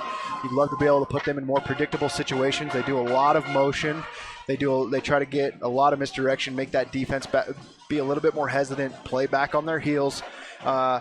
Get them behind the chains a little bit more. They've been able to get pressure, but along with that pressure has come a lot of roughing the passer penalties, and which actually turned into a positive for Cedar Valley. So that's another thing we'd love to see cleaned up defensively, is just the clean play a little bit. Get Cedar Valley behind the chains, and then offensively, you know, as we mentioned, Jackson Tire has been very efficient. 12 of 13. A lot of those passes are just the short little swing passes. You know, for an offensive coordinator or an offensive coach, a lot of times they consider those just like run plays. But man, as an offensive lineman, you just want to be able to put your feet in the ground and run block and go right up the middle, and that can open up a lot of things offensively as well with play action. We'll see what the Bears can do now, what adjustments they've made, and hopefully come out of here with a win. Yeah, Bear River will receive to start the third quarter.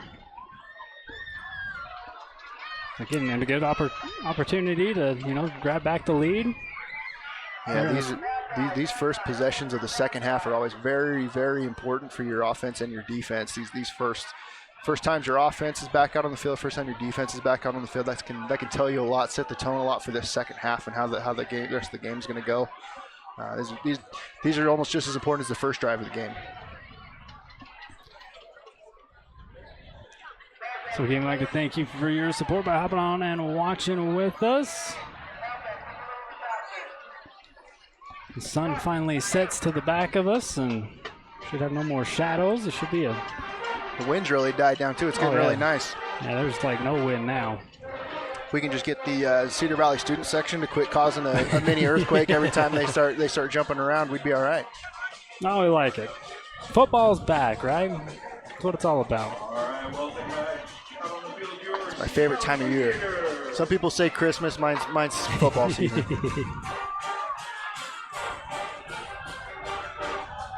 Brandon Jenkins ready to get the third quarter started.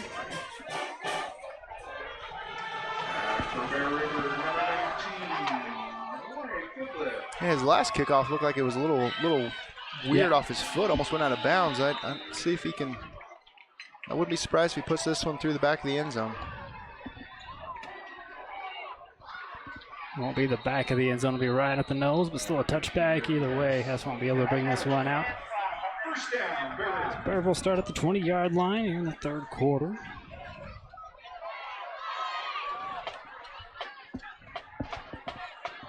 I think Greer's Do It Best Hardware for supporting your Bear River Athletics.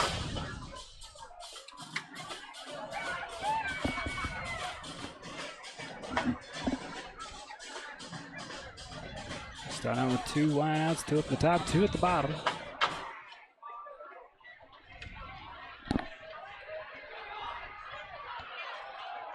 We'll start off with a handoff. Frida Gladen Barons up the middle. Good gainer. That's exactly what we'd like to see. Starting off first down, running right up the middle, right behind that very experienced offensive line. I promise you, I did not text Coach Haas at halftime telling him to run that play, but I'm happy he is. Sets you up with a good 2nd and 4. Now this really kind of opens up your playbook. You know, if you had a pass play, maybe you've been sitting on some type of play to get a big, explosive play. This is the time to do it. Another run up the middle. Yeah, 2nd and about 4. They take a dive up the middle again. Looks like they give him 1 yard. Yeah, he'll get a couple. It'll be about 3rd and 2. That's exactly what you want to see.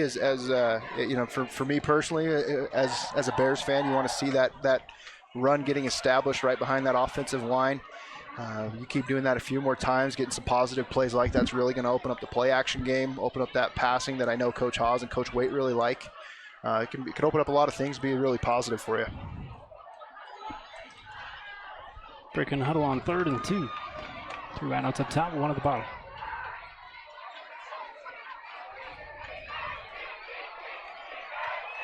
Third straight run play.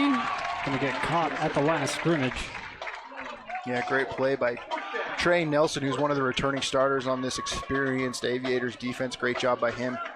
Yeah, just missed the opportunity to bounce that one out by Dallin Rice.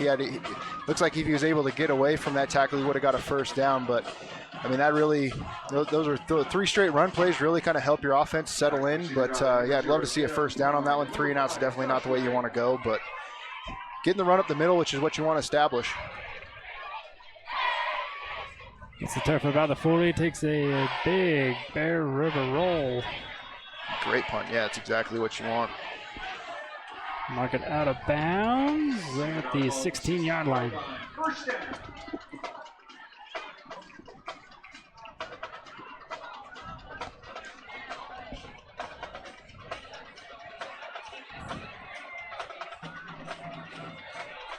See if Cole Christensen comes back out at quarterback here. Looks like he is. Yeah, it looks like he's doing okay. Went down after a late hit out of bounds close to the end of the first half, but it looks like he looks a little walking a little gingerly, but it looks like he's going to be okay. See what the Bears do here. Still in that 3-3 defense, showing some pressure by Tyden Jones. See what they do here. Swing it wide. And incomplete. It's a great way to start off this drive if you're the Bears defense. Getting them in 2nd and long, behind the chains already. It's exactly what you want to have happen. 2nd and 10 for the Aviators. Yeah, and you notice that's kind of what the Aviators started doing. Looks like they're trying to go back to what they started the game with, going out wide, trying to swing it out, get around the defense. But the Bears have seen that now, so they're a little bit more prepared for it. And you kind of notice the difference there, and then the two kind of strategies of play calling come out of the second half from both offensive coordinators to see what the Aviators come up with here. Probably get a lot of shifts in motion again, see what we can do. Shift the running back. And before this one starts, a whistle. We have a delay of game. Yeah, this is definitely not the way you wanted to start your second half offensive drive if you're the Aviators, moving backwards. And that's what it's going to be.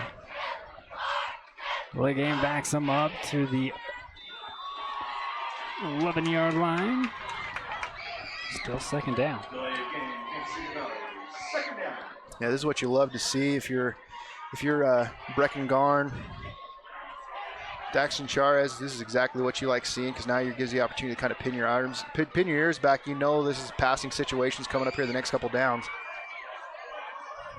Christensen flush out of the pocket, puts up a little floater and comes down with it. No, they say out of bounds. Out of bounds, yeah. Good work on the defensive side. Detmer Murdoch, I mean, that's definitely a smart place to go.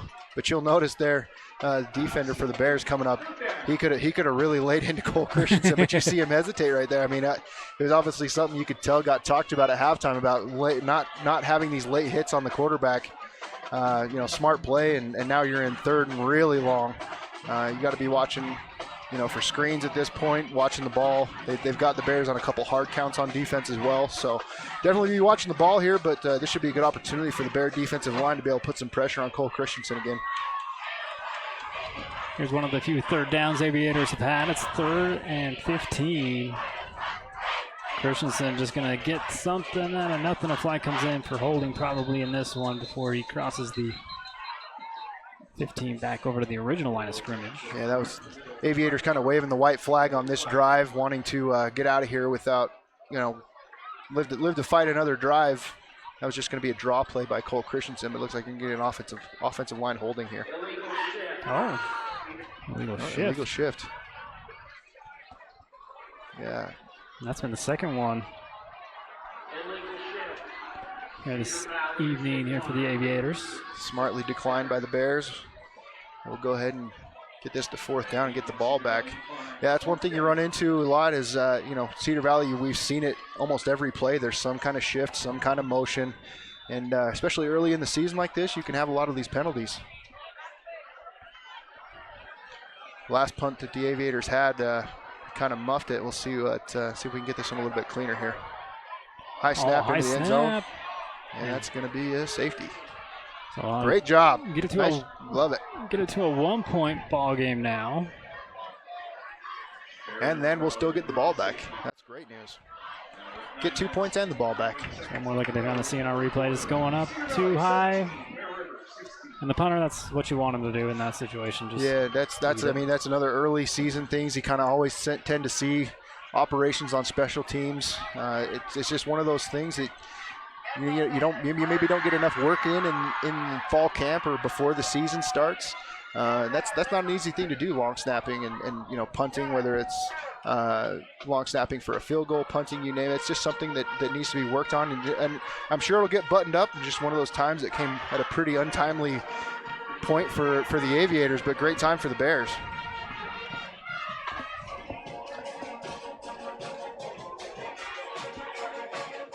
So Brady Jenkins out again. Going to kick this one away. And the bad thing about the safety is he's got to punt it. He's got to kick it from 20 yards further back than he normally does. So we should. I'd be amazed if he gets it into the end zone from here, but we should be able to see a good return and some really good field position for the Bears starting out in the second offensive drive of the second half. Excuse me. 9:28 still have to go here in the third.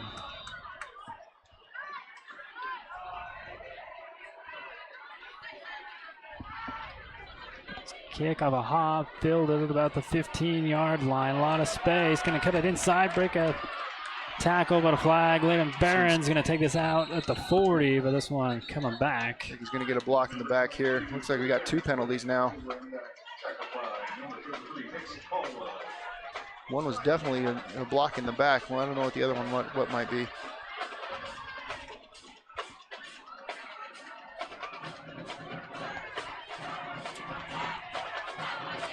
Flag about at the 46. We'll wait and see what that one is. So you're blocking the back at about the 34. They're definitely having quite the discussion about it, that's for sure.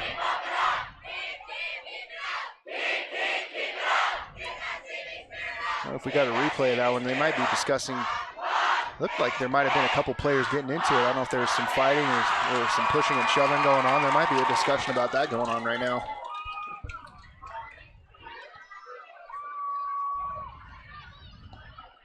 Next, on Friday, August 23rd, 7 p.m. at Jordan High School. Well, our next broadcast, we will have our home opener here for Bear River football. They'll be taking on the Cedar Reds. So from Cedar Valley to Cedar Reds.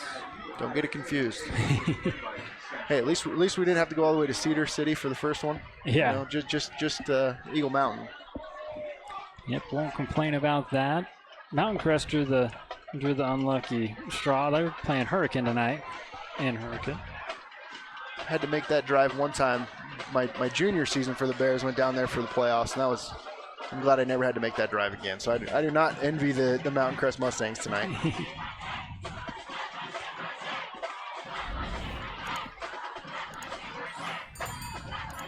There's a long discussion by the officials right now. Yeah. I'm definitely thinking that's something that would have happened. There might have been a scuffle between a couple players.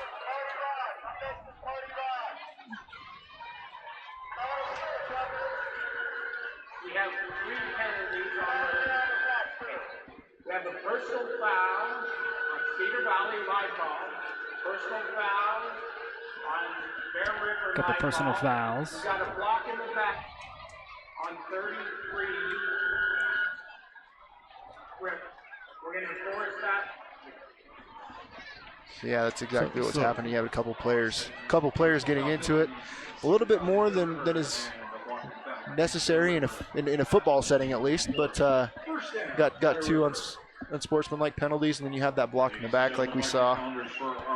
So at the end of the day, we have a block in the back. At the end of the day, we have a block in the back, and we can get back to playing football.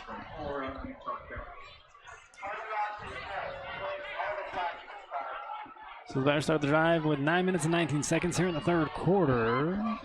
Three straight runs for the Bears. Love to see it. See if we can open up a little bit more here, get some play action coming. Low snap, Tyler able to get it back up. Good pocket. Good protection. Going to break down right now. It's going to be brought down for a sack. Braden Jenkins, who's a kicker, punter, and he's a safety, so he can do a little bit of everything. There's your Swiss Army knife football player there. Yeah, I mean that was got off a little bit of a bad start there offensively, just with the snap being a little low. That's always hard as a quarterback because it takes your eyes off of the defense. You got to break your concentration a little bit. But he had a lot of time. Offensive line did a great job of holding up. That was definitely a coverage sack by the Aviators. Tyler looking back to pass, going to set up a screen, and a flag comes in. Yeah, Aviators definitely read that screen happening. Might have a defensive hold here. Rice catching this one. Maybe a loss of 1. Let's see what the flag is, though. Yeah, those defenders, a lot of times when they feel that screen, they'll hold on to those offensive linemen. They'll hold on to those running backs. So they can't get up. Oh, they're going to get him holding on the Bears. Yeah, and that always surprises me, a holding call on a screenplay. Well, a lot of times there's an offensive lineman, if you know a defender knows it's a screen, you don't want them to be able to sniff that out, so you'll try holding them back a little bit.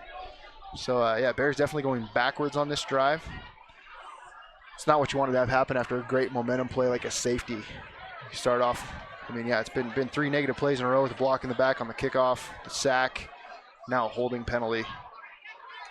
This is a second and long right now. Second close to 25. Probably jinxed ourselves in the first half saying it was a pretty clean game. Now it's just clean game offensively. Defensively wasn't clean. Now we switched, flip-flopped a little bit. Tyler back to pass, gonna throw it, try to get it all back, but it's gonna be picked off. Down the sideline, the Bears gonna keep him out of the end zone, but great field position here for the Aviators. Credit to the Aviators defense on this one. This is the exact play that the Bears scored on in the first half. They threw this wheel route to Gladen Bit, and then on this one they saw it coming. They recognized the play call. Number 9 for the Aviators, that's Jackson Monson, was able to read it, make a good play. It's Tyer's really his first mistake of the day. He's played really efficient game so far. Had a really good first half, 12 of 13. Really, really rough offensive start for the Bears.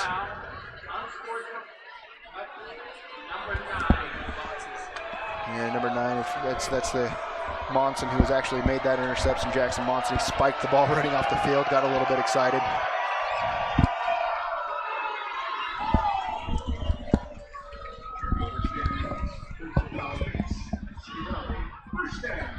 Yeah, offensively, it's been a little bit of a struggle so far. Ran it 3 times in a row the first drive, nothing but passes the second drive. See if we can get some offensive momentum here. Here comes a reverse pass. And he'll be taken out of bounds, far side. Yeah, they're actually they're running that reverse to Landon Johnson, the backup quarterback who came in and threw 2 darts in the first half after Cole Christensen went down. He smartly went down there. But, 2 passes, 100%, and a touchdown for your stat line, and you only played. Yeah. That one was kind of they. I mean, that's what you want to do as an offensive coordinator. You get a quick turnaround like that. You want to take a shot. You want to try to, keep the defense down at that point. You want to go, make a bad thing worse for the Bears there, get a quick score after a turnover. But smartly, they just kind of sit on it and live to fight another play here. Christensen nowhere to go, and he's going to get leveled. Got another penalties. I think the refs heard us talking about how clean the first half was, and now they want to get more involved.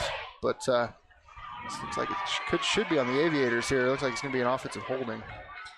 Garrett Stone busted through there and laid Christensen out, and he's going to stretch it out. We get the call. Okay, we have Cole, 55, Cedar Valley. That penalty. So a hold on the Cedar Valley.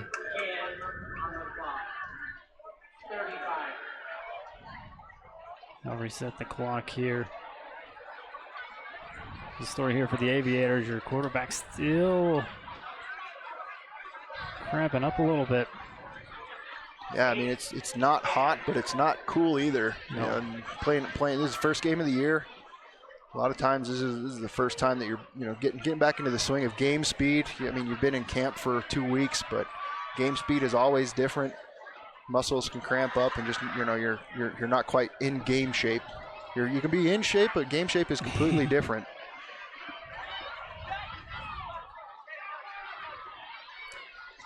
But good news if you're the Aviators. I mean, shoot, Landon Johnson can come in and hold over your offense. Yeah.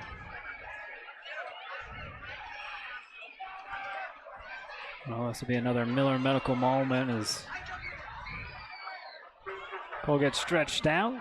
I think Dr. Tom Miller for being our medical sponsor of the game. You never want to speculate about any players that are down or possible injuries, but we're just hoping it's cramps. Yeah. It's way too early to be something serious. We'll step aside while they do this. It's 8 minutes and 10 seconds left to go in the third quarter. It's 3rd and long for the Aviators when we come back. For 20 years, Valley View Granite has offered our local community the best quality and service for their home countertops. With the addition of Marble Ventures in Ogden, Utah, our team is now able to offer the same reliable and dependable service for their showers, tub surrounds, and more. With locations from Sandy to Idaho Falls, we offer the best value without sacrificing quality for your build or remodel. Come in and see us today. Valley View Granite, enhancing places people gather.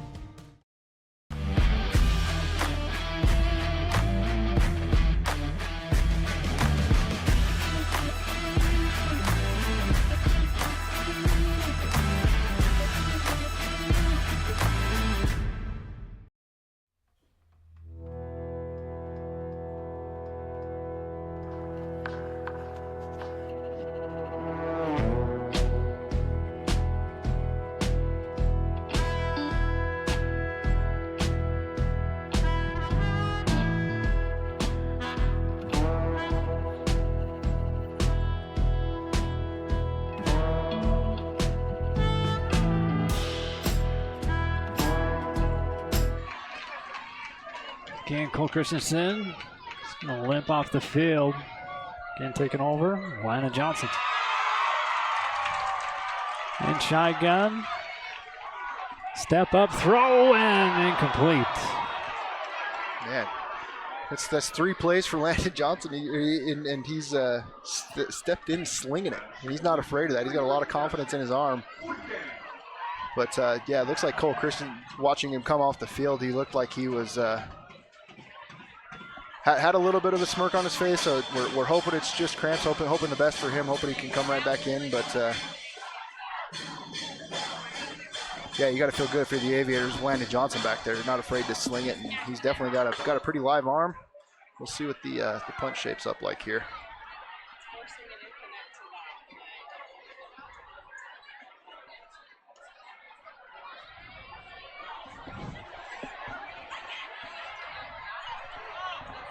Another short punt. Those short punts are always a little bit more dangerous because you can definitely hit a lot more of the upbacks and people who are blocking. So good roll for the Aviators. Going to start way backed up for the Bears now. They're going to be their worst starting field position of the game so far, starting at about the 2-yard line.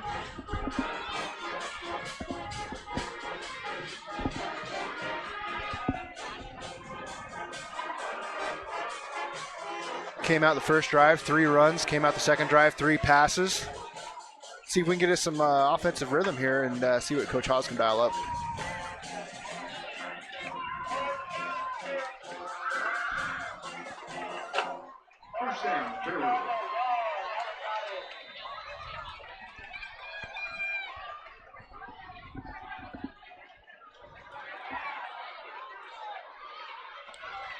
It's flying on the far side. Man, that side judge has been busy this second half. Yeah, in this kind of situation as an offense, your goal is to just get 2 first downs. If nothing else, you can flip the field position a little bit here. That run's a good way to kind of start getting some positive. That's definitely going to help, getting a personal foul penalty on the Aviators. That's as good as your first down, getting you out of being backed up against your own end zone. But yeah, that run play is exactly what you want to do. Trying to get your offense away from your end zone, getting 2 first downs here. See if we can keep this momentum going a little bit with the help of the penalty.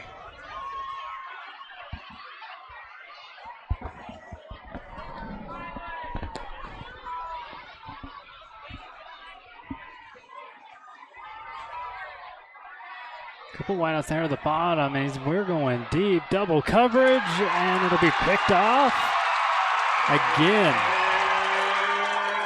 It's back-to-back passes for Jackson Tyre that have been picked off. You'll watch it here. He tries to do a pump fake and get the defender to suck up on a double move. Defenders don't bite on it. He throws into double coverage. It's not very.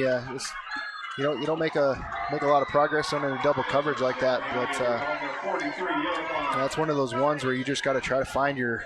A lot of times in those situations, you'll kind of have like what they call a hot read, or somebody that you can just dump the ball off to when the play doesn't shape up like you want it to. Tyre definitely should have thought better of throwing in double coverage there. But that's kind of where, gives you a little bit of insight to where Coach Haas was at. I mean, he got us out of the shadow of our own end zone with that penalty. Wanted to take a shot, just wasn't there. The Bears take over now at the 43, and they run up the middle, and he is just drawn back by Ty Jones. Great job by Tyden Jones. Yeah, when you run a 3-3 defense like we do, a 3-down lineman, 3 linebackers, you have to have some studs at your linebacker position. Tyden Jones does a great job being able to stuff that run up the middle. It's definitely different than what the Aviators did on the first drive, trying to swing things out wide, going backwards. They tried to run up the middle, get some positive plays. That's the first time they've had Landon Johnson and ran the ball. It's kind of different. Still a gain of 2 yards. 2nd and 8.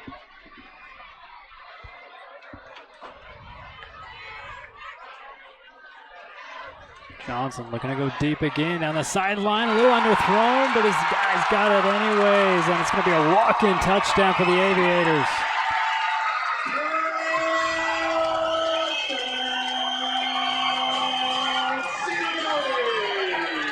Bridger Dahlstrup with a catch, breakaway, and to the races. Yeah, the corner there was actually in pretty decent position. He had his head around. Bridger Dahlstrup just went up and got the ball at its highest point, like you're taught to do. Came down with it, was able to keep his feet and run into the end zone. That's something you kind of have to, I kind of touched on a little bit in the first half. When you have a new quarterback comes in, it totally changes the dynamic and structure of your offense. This is definitely more of a vertical offense with Landon Johnson in at quarterback. You got to have your secondary and corners ready to make that adjustment. They're going to be going downfield a lot more. You got to be ready for that. Braden will have on the extra point here for the Aviators, and they have the lead bumped up to 24-16. Yeah, this is probably a really important moment, this next offensive drive for the Bears. I mean, we have still about 6 minutes left in this third quarter, but man, the first two drives for Jackson Tire have been a complete opposite of what the first half was. Two back-to-back passes, back-to-back picks. Let's see if we can get him to settle in a little bit. You like to be able to settle in with your run game a little bit, but this might be a good time to go back to some of those shorter passes, swing passes, get some positive plays going, get his confidence back a little bit. 6 minutes and 23 seconds still remain here in the third quarter.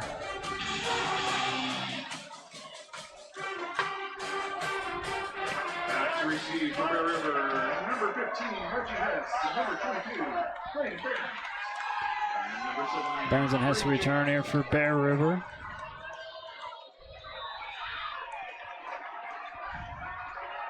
Jenkins to kick it away. They'll land that one in the back of the end zone.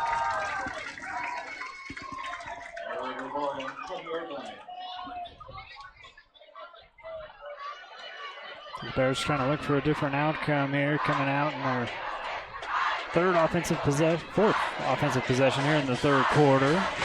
Two of them being a turnover.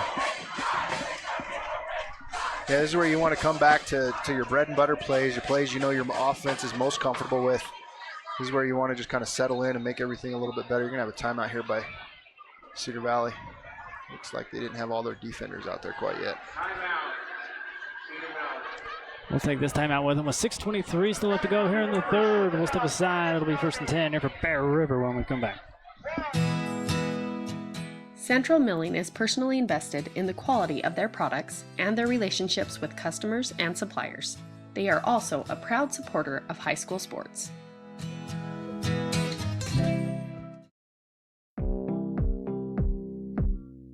Meet the dedicated veterinarians at Bear River Animal Hospital. Whether you have small or large animals, they can provide high-quality, customized vet services, including exams, vaccinations, surgery, dentistry, x-rays, and ultrasound. Make an appointment at 435-257-7455.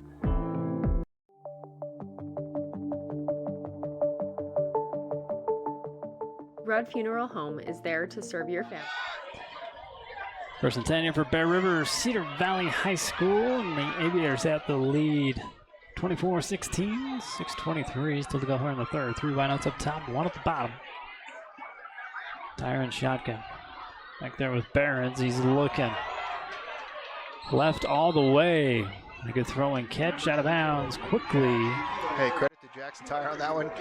Last 2 passes were interceptions. He comes back, throws it. They do this double move again. You'll see Tire on this replay. He'll kind of rotate his shoulders like he's gonna try to throw a pass. They're trying to do that to get the corner to bite up and get the receiver behind the defense. He's able to find the receiver right in the middle of the zone there. Credit to him coming back. I mean, having confidence to just make that pass. Eli Berger again with the catch here on the near side. Go back to the run game here with Gladen, and there'll be a loss of 2. Yeah, Jed Feller, senior defensive end. He's one of those 7 defensive returning starters. Able to get in, and some of these run plays too. You get somebody experienced like Jed Feller in there. He's going to know he can see a lot of these blocking schemes happen again, and that's what he did right there. He basically followed the offensive lineman pulling right into the backfield and was able to make that tackle for loss.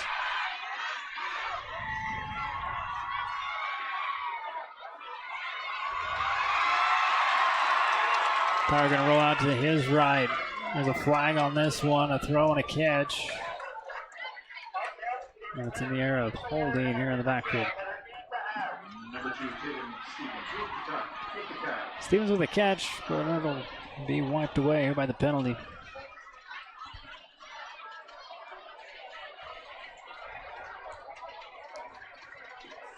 Yeah, he had Gladen coming around here. That's always hard when you're a running back. Coming around on a fake, trying to block that extra defender so your quarterback can roll out. It's always hard. They just don't practice pass blocking as much as offensive linemen do, so. Another second 22, 23 now for the Bears. Last time they were in this position, they ran a screen and Cedar Valley snuffed it out pretty well. Oh, quick slant here to the middle.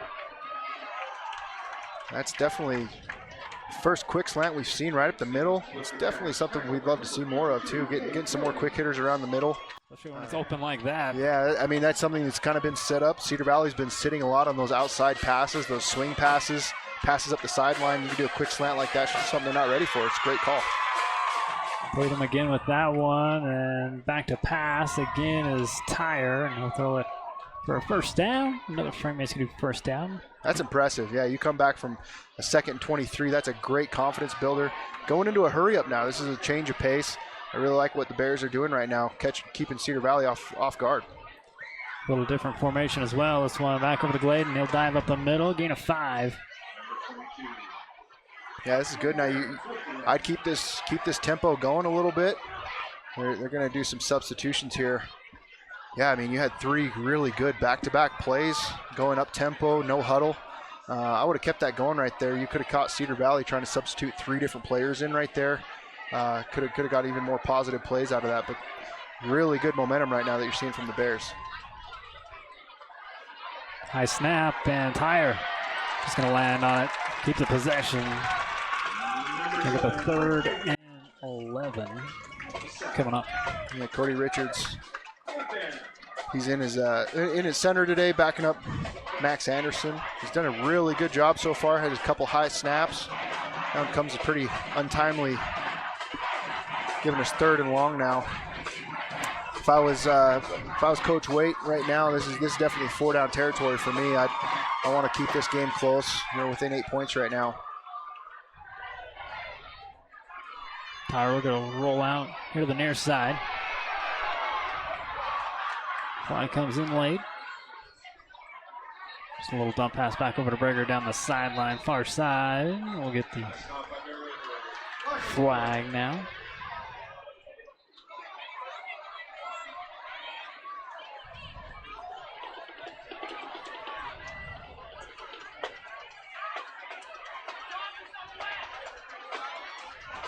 Cedar Valley definitely seems to think it's on Bear River here.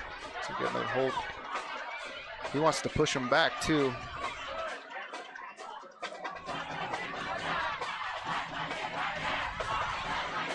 Might be better to, if he was wanting to decline it and get the Bears in 4th down, but we'll see.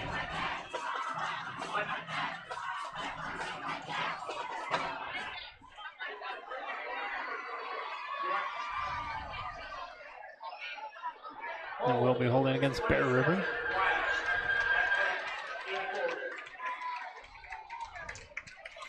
Yeah, you're going to be looking at 3rd and 22. Not a whole lot of play we just calls. got that just moments ago, though. Yeah, he did that. I think it was 2nd down. I think we got 2 plays to get the first, down, but you don't have a whole lot of play calls on your play sheet for 3rd and 22. This is a little bit different than 4-down territory, you know, when you're looking at 4th and 5. But let's see what the Bears come up with here. With the man in motion, Tyre. Send up a screen. Gladen Barons tries to stay inbounds, but he's spun out. Shy of the 50. Yeah, you'll notice the two big plays that the Bears have scored touchdowns on. They've gone back to them. One of them was an interception, and that one right there was another play that we scored on in the first half. And the Aviators have been able to make the adjustments to stop those plays and see have to come back to the drawing board a little bit as new offensive plays and get things going here for the Bears as they get back on offense next time. He'll be down on the far side. It'll be a first down at about the 16-yard line here for the Aviators. 3 minutes and 36 remain here in the third. Aviators a 24-16 lead.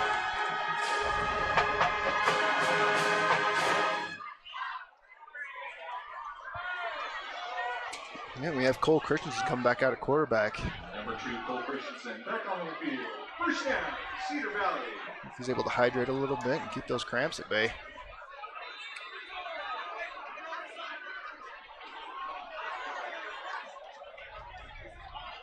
Right us down here at the bottom. It's a draw, gaining 3 yards.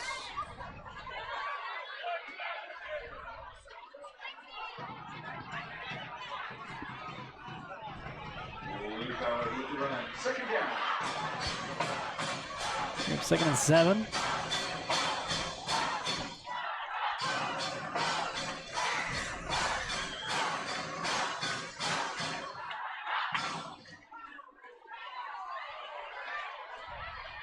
Cedar Valley again with 2 wideouts here at the bottom, 1 up at the top. One for the motion. No motion this time. Just another dive up the middle. Good for a first down. Tackled up there by Garrett Stone. Yeah, they definitely think they found something here with this straight dive against this 3-3 Bears defense right up front. They've been able to get a hat on a hat for our defensive line and our linebackers. Really have some good positive plays diving right up the middle, spreading out this secondary of our Bears. Hard count, no check to play. Cram in the backfield, he got the ball last time on that good run.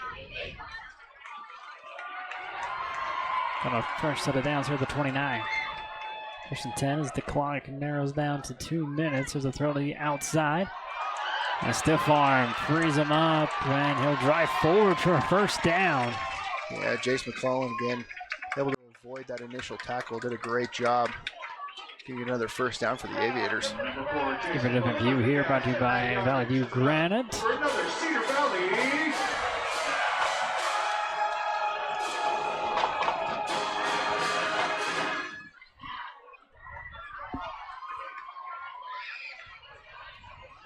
Three wideouts down here at the bottom.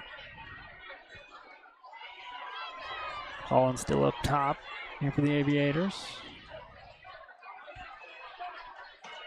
Christensen in the shotgun.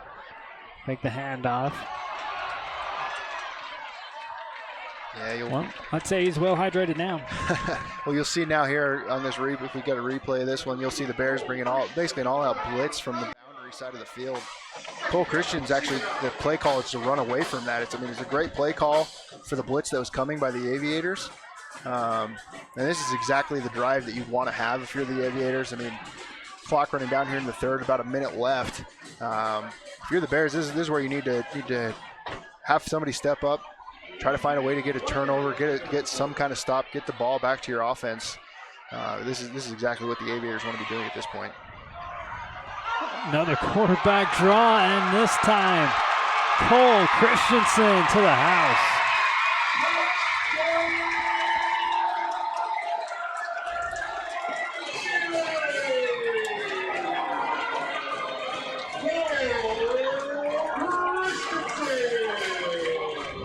Like you said it before, Joe, I think they found something. Yeah, they're going right at this 3-3 defense of the Bears. You'll see it here. You notice Tidy Jones right up against his nose guard there. That makes it hard for him to be able to read and make a play off of that. Really gives the opportunity for the offensive lineman to get up pretty easily and block that second level of the defense. They're finding something right here with these dives up the middle. Bears defense needs to make some kind of adjustment, not make it as easy for their second level defenders to get blocked. I was holding my breath for that because I'm like, we've seen him kick it, we've seen him get a tackle. I was waiting for him to throw a 2-point conversion. Braden Jenkins not able to get the kickoff on this snap. 30-16 as we take a commercial break here at Cedar Valley. Still 47 seconds still remaining here in the third. Did you know Kent's Market has an app? And it's free. Just go to your app store and type in Kent's Market and it'll come right up.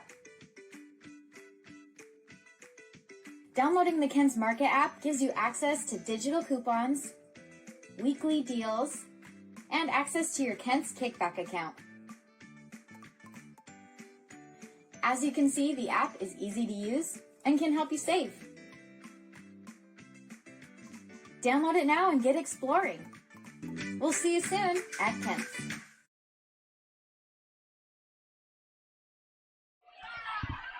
We'll go back here to Cedar Valley High School.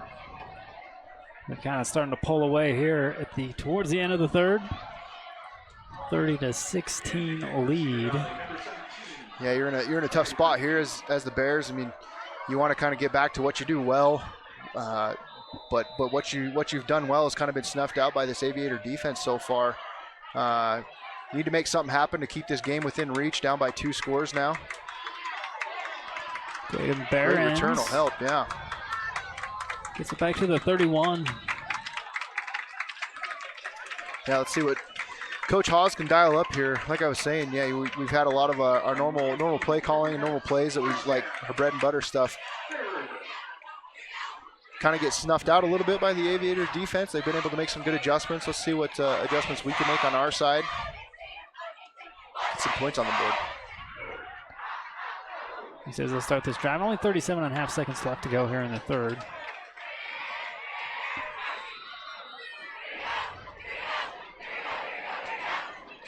Student section getting back into it. 3 wideouts there at the bottom of your screen. It'll be handoff up the middle. I think this is Rice.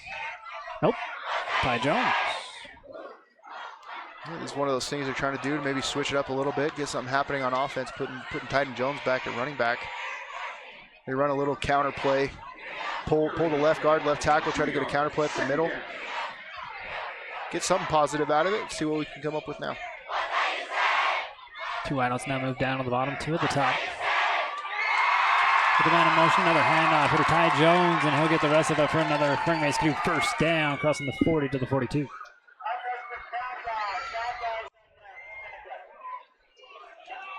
Yeah, it looks like they're definitely going to try to put this in the hands of some of the leaders of the Bears offense.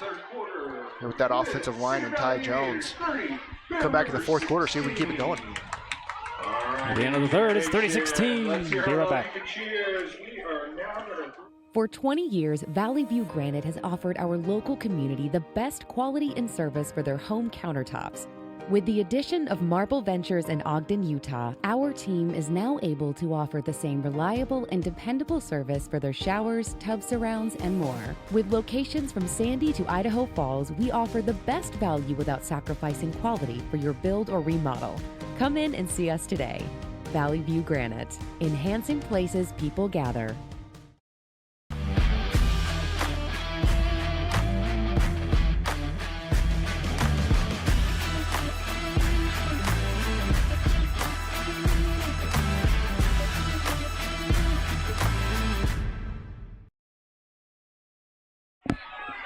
Welcome back here to Cedar Valley. Start of the fourth quarter. 30-16 lead here for the Aviators.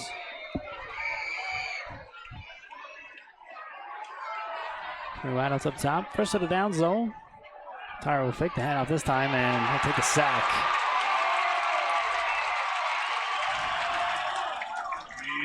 Jed Feller quickly in there and quickly taking Tyra down. It's the last 3 big pass plays Bears tried to do. It's all been double move. You'll see Jackson Tyre try to shake his shoulders, try to get the cornerbacks to bite up. They're kind of recognizing it now. They're not biting on it. He has to hold the ball a little bit too long. In that case, he gets sacked. Have to find something else. Love to see some of that quick slant stuff we saw a little bit of. Come back to the running game right up the middle. Kind of get back to what has worked so far. Tyre has to step up again. Now scrambling out to his right. Now back to his left. He's always downfield and misses on the throw, going back over to Breger. He bought a lot of time, yeah, just behind Breger just a little bit. Third down long for the Bears, not where you want to be.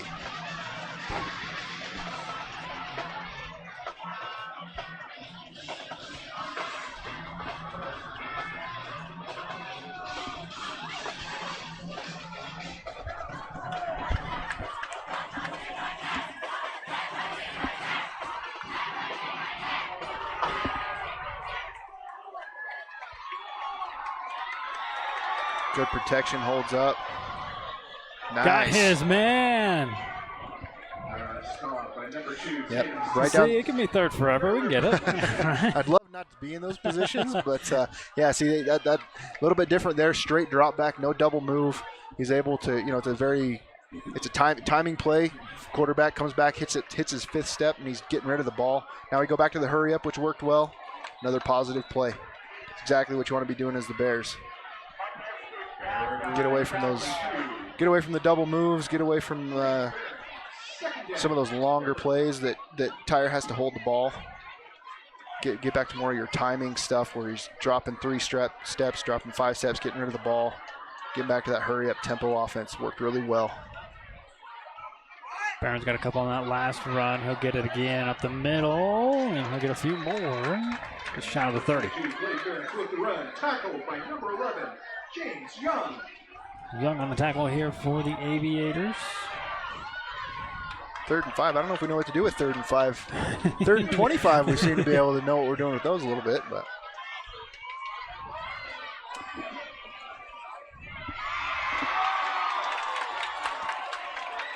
Jackson going alone here in the backfield. 3 wideouts up top, 2 at the bottom.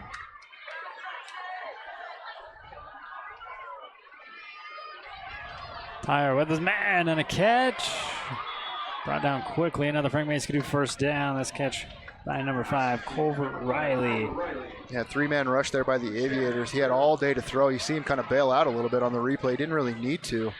Able to bail out and find the receiver, though. Did a good job. The hurry up still going in the red zone now. Here comes Tyre to the end zone. Wide open is Corver this time. So again, when we score quick. But it's honestly some really good, consistent, we found something that worked there going down the middle. Number 5 on that one, Corver Riley did a great job. Couple different plays there went to Corver Riley in that drive. He did a great job getting open. And again, finding those routes down the middle. That seemed to work pretty well against this Aviators defense. Getting his game back within reach a little bit here. See if the Bears defense can come up and stop. Got another Aviator down, getting stretched out. Another medical moment. Yeah, you saw in the replay there, you saw Jackson Monson just kind of throwing his hands in the air, maybe a little communication error in the backfield. Corver was about 4 yards away from any defender. Stops the clock with 9 minutes and 25 seconds still here in the 4th. Bears have got it back to a 30-23. Yeah, still plenty of time left in the ball game. What you worry about as the Bears defense, Aviators had a lot of success running the ball up the middle, so you got to be ready to try to stop that.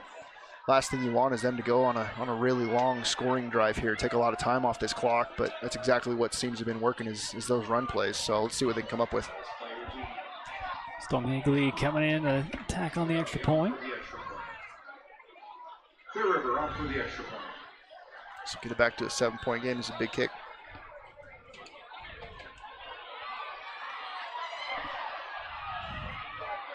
And straight through the uprights, it's good. It's up and good by number 0, Stone Higley. So 30-23. All right, we were counting that. We were counting that extra point a little bit earlier. That's all right though. 9:25 left to go. We just had faith. We knew. With Stone Higley, I'm not a doubter. I'm not a doubter with him kicking that ball. All right, we'll step aside, take a quick commercial break, bring it right back.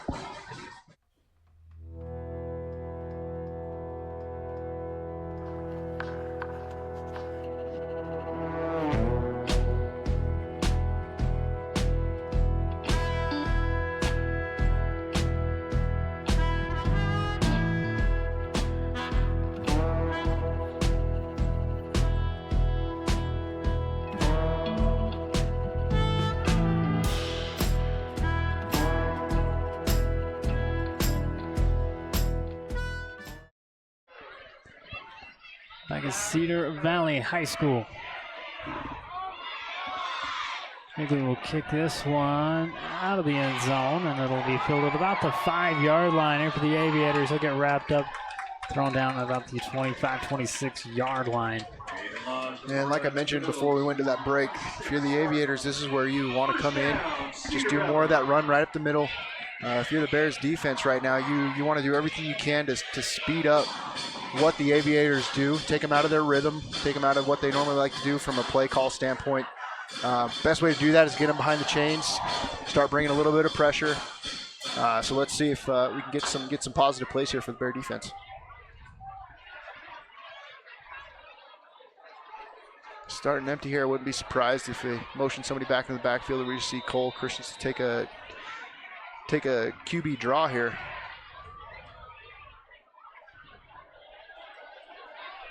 Trey Cram will get the call up the middle. 2 yards, that's right where you want to be.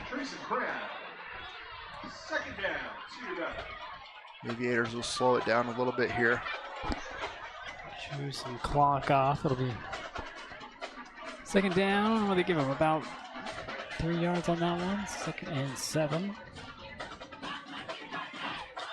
Yeah, if you're the Bear defense, you want to see a little, get a little bit more push. It's a little bit harder to do with this 3-3 defense that they run, but you want to be able to keep these offensive linemen from getting into your linebackers. See if we can get another stop here. And a motion. Quick throw out of the side. McClellan's have it, but the Bears all over it, a 30-yard line. I'll give them forward progression at the 31. Yeah, exactly what I was talking about, bringing a little bit of pressure, speeding up the process of the Aviators. They do a good job of bringing pressure on Cole Christensen, getting rid of that ball a little earlier than he wanted to. You'll notice the defender for the Bears is able to wrap up the receiver. If he was able to hold onto that ball a little bit longer, his blocker could have got out there, could have been a little bit bigger of a play, but doing exactly what you need to do if you're the Bears defense here, speeding things up, trying to get these Aviators behind the chains a little bit. Important third down right now. Christensen can roll out to his right. Got his man right at the marker. It's going to be close. Clellan says he has it. Let's see what the men in stripes say. I'm going to get a measurement right here. When he caught it, it looked like he was there, but got a favorable spot for the Bears. I'll take it. If this is short, it's going to be a really important call if the Aviators are going to go for it, because if you go for it, it's good. You keep the clock rolling, you hang on to the ball, but if you don't, you're going to give the Bears the ball in plus territory.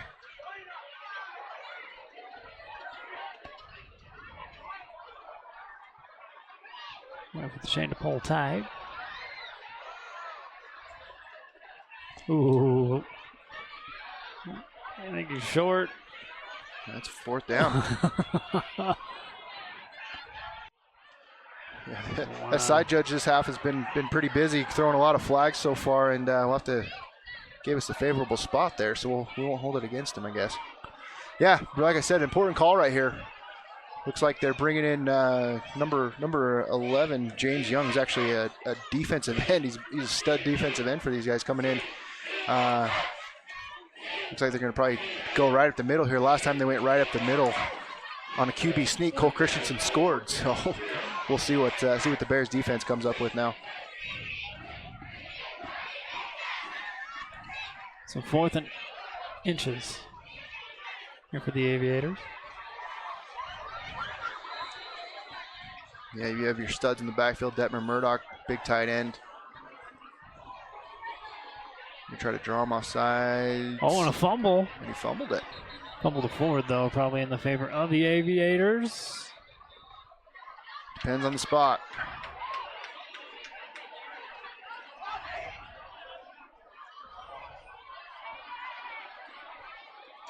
So you're probably going to get another measurement.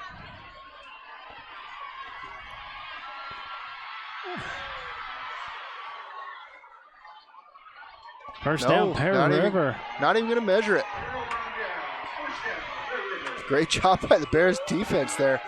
And I hate to I keep harping on it, but I mean, it's some of these things that early in the season, snaps, especially, as an offense like the Aviators where you're not under center a bunch, you're not as used to that kind of stuff, something like that can happen, and that's the risk you take.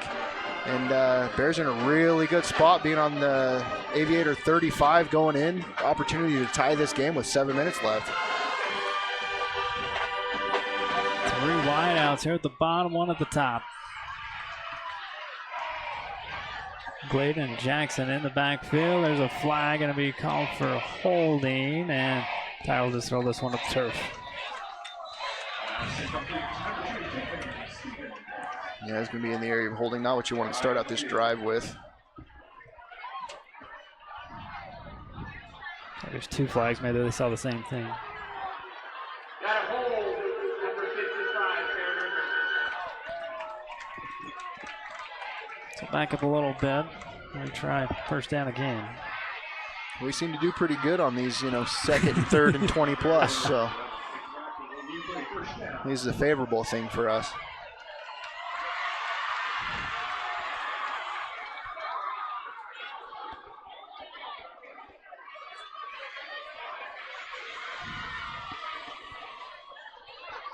Spot the ball with the nose of the ball at the 45. Yeah, Tyre's done a lot better with these timing pass plays, 3-step, 5-step drops, getting rid of it. See if we can do more of that. RPO given to Tyden Jones. Another smart play call, giving it to Tyden right up the middle. Get you right back to near the original line of scrimmage. No flags on play that time. It'll be second and, what did you say, 13? Yeah, second about 13, 12 yards, but I'd keep doing what you're doing right now. Tyden Jones right at the middle. More of those timing pass plays. This seem to be what has worked for the past couple drives. See what they do here.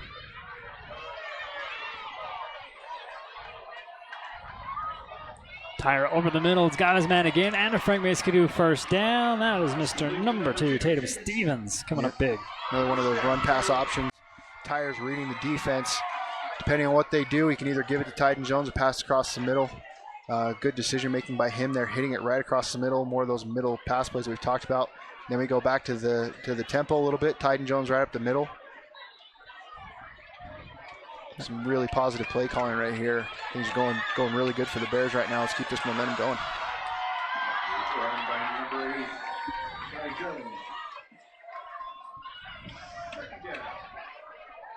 Tight formation again here for Bear River. Under 6 minutes to go here in the 4th. And off here to Rice now. He dives for the 10.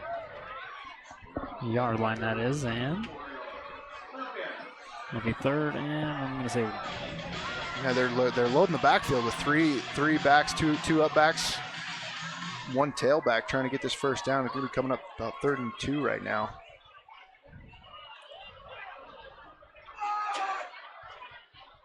Another handoff here to Dallin Rice, who's going to Frank Maskadoo first down. Yeah, really relying on that senior tenured offensive line of the Bears right now. Relying on the strength of your offense, exactly what you want to be doing. Yeah, you need to punch this one into the end zone now.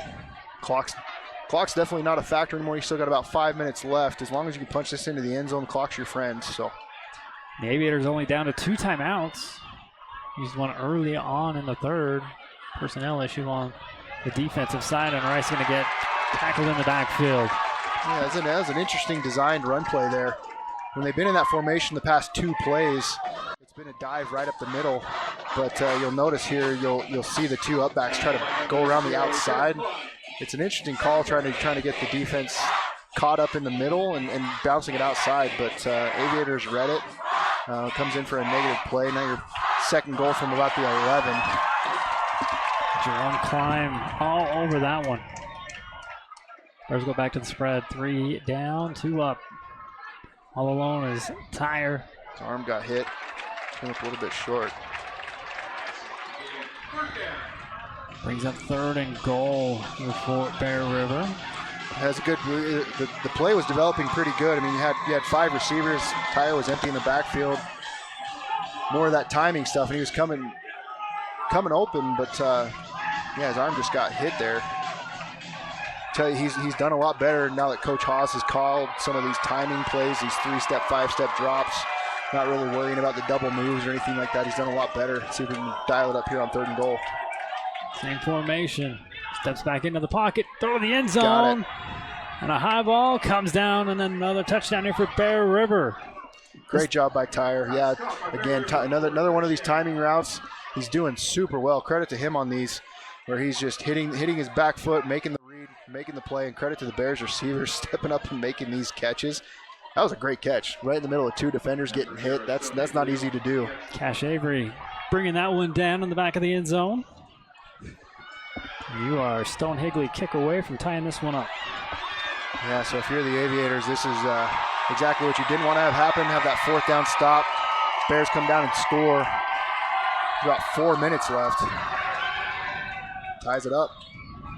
And it is a brand new ball game with 4 minutes and 15 seconds to go.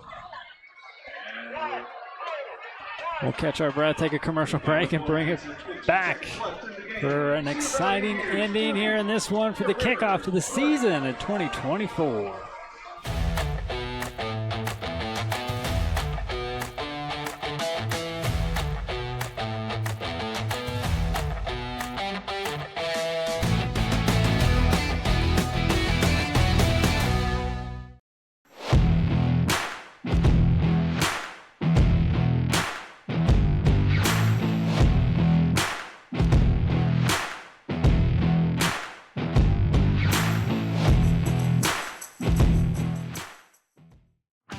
Great Basin Industrial has been building America with epic safety and quality since 2007, specializing in steel fabrication, machining, and paint. GBI engineers, ships, installs, and repairs a wide range of products. They design and build all steel and alloy work according to the highest industry standards. Let GBI help you get your project completed on time and on budget. If you're looking for work, join GBI's team for a great work environment, competitive pay, and benefits.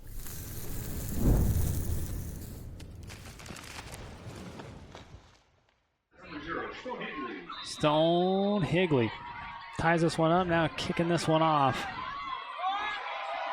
It's going to be returnable. Field it to the 10. Gonna bring it here to this near side. A little bump out of bounds. Gets the Aviators. Yeah, this totally changes the dynamic of the defense you called. I mean, last drive you're coming out, if you're the Aviators, you're trying to run the ball up the middle, kill clock. This totally changes everything now. You're trying to go down and score and not leave any time left. So, you're going to be trying to look at pass plays down the middle, eat up some clock. You're not necessarily trying to get on the sidelines out of bounds. But Bears defense needs to step up here, get some stops, be ready in the secondary. Christensen back to pass, going to set up a screen. And be completed over there on the far side. A good block. Ty Jones brings him down before he gets the first down. But a good catch and run here by Aiden Walls. Exactly how you'd want to start this drive if you're the Aviators, getting a good positive play, putting yourself ahead of the chain, second and very, very manageable.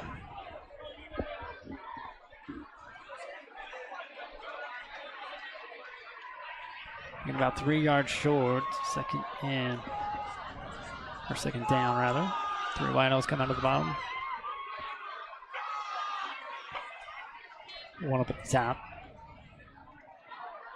Christensen rolls now here to his left.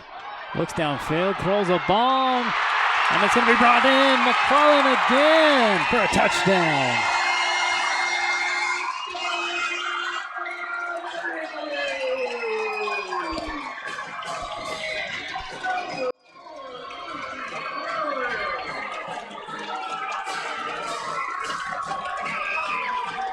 Fourth quarter turning into being a shootout.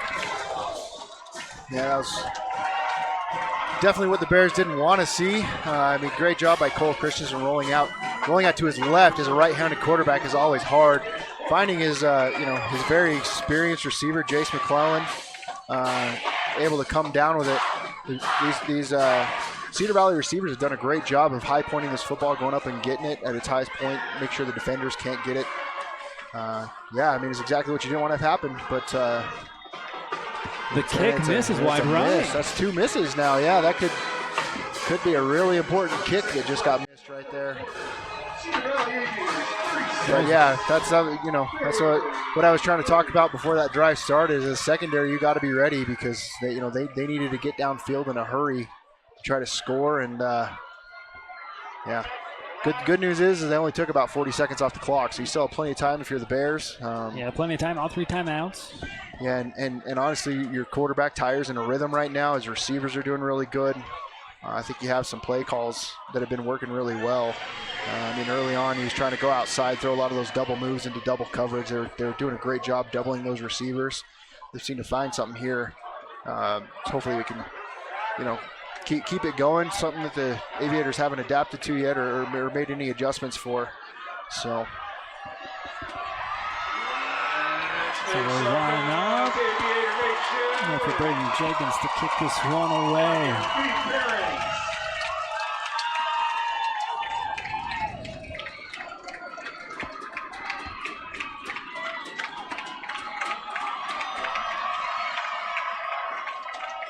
Action-packed fourth quarter. Starting to come to an end. Cedar Valley with the lead, 36-30. Kicking this one deep, no return this time by River. Have to go the full length of the field. Starting at the 20.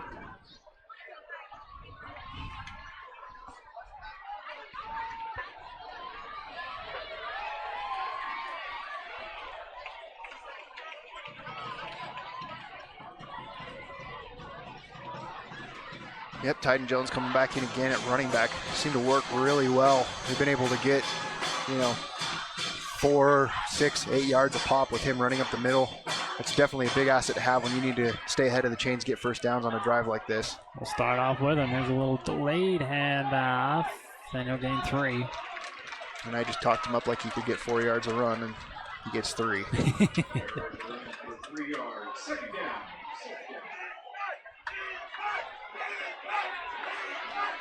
Tick down under 3 minutes now.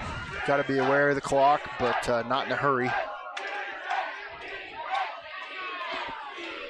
Same formation with 3 wideouts here at the bottom, 1 at the top. Quick throw across the middle. Stevens comes down over. That's number 9, Cash Avery. Another one of those timing routes. Tyre gets the snap, takes his drop. As soon as he hits his back foot, he's getting rid of it. This seemed to work pretty well for him. Third down here. We need to get this first down, keep this drive going. Third, I'd say about 4. Flags fly. We'll have offsides here on Bear River.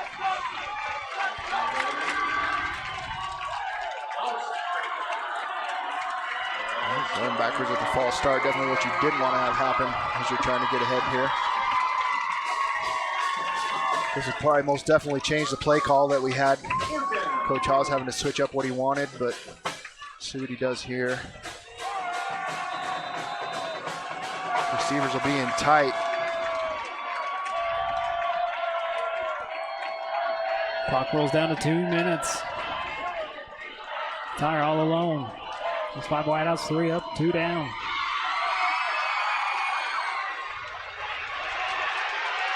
Gonna have to scramble. He'll get pulled out about the 25.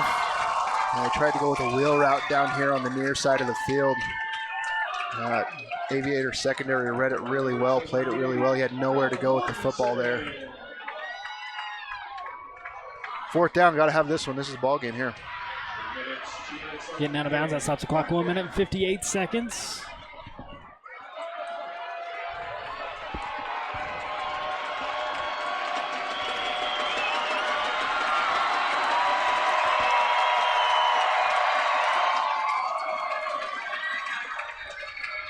Tyre back to pass, gonna throw it across the middle of the field, and if caught, catch. I don't see a signal. There's a Frank's gonna do first down there for Bear River. Yeah, more of that good. Yeah, that's exactly the kind of pass plays. Those in-cutting routes over the middle seem to be what have been working really good. See if we can stick with those. Pass tempo again here for Bear River. Look at the good catch here by Breger. Tyre again comes out, goes back to Breger, gets out of bounds. Looks like he'll be 3 yards shy of the first down. Stop the clock with 1 minute 35. 2nd 3, that's exactly where you want to be. This is where you might want to take a shot. If you're Coach Haas going down the middle, do more of those 5-step drops down the middle. Those have worked really, really well. And that's a credit to the Aviator corners, been able to stop those outside passes. Here comes the screen. Good blocking, and the flag comes in at the end of that one. Is Glading just shy of the 50. We'll have probably a holding, bringing this one back. A couple Aviators down on the field. One getting stretched out, but the other one holding his arm. That's Jackson Monster has a pick in this game. Down holding his shoulder. That'll be the first Aviator to get up and off the field. And see the number on the other one getting stretched out there at about midfield. We'll get the call. The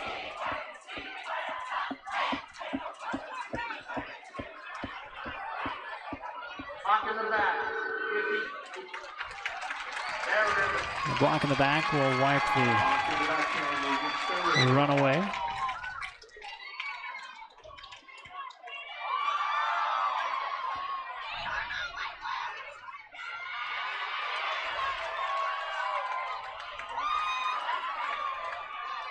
That's 10 from the spot, so we'll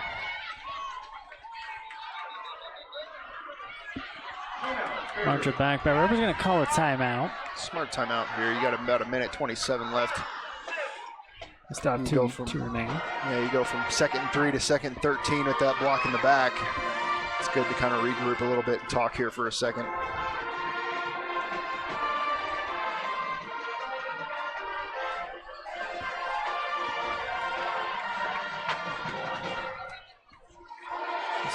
Second and 13, it'll be with 1 minute 27 seconds.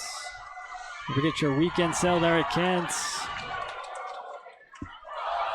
Ground beef patties on sale. Gotta have them. Football starts, man. That's grilling season, right? That's exactly right.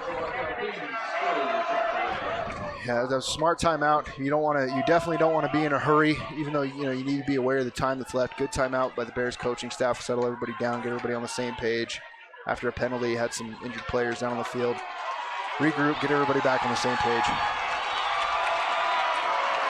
Tight bunch set here at the bottom of your screen. One wide out up the top. Tyre with the throw across the middle, almost picked off. Yeah, you'll notice here, Tyre, you'll see him getting his drop. He'll hit his back foot, and he'll kind of pump fake a little bit. Once you do that, you kind of throw off the timing of the route, and you'll see when he throws it, he goes into triple coverage. That's very, very dangerous. If he throws that on time, you don't have that issue, but he got away with it. Now with 3rd and 13, clock stop 1 minute 23.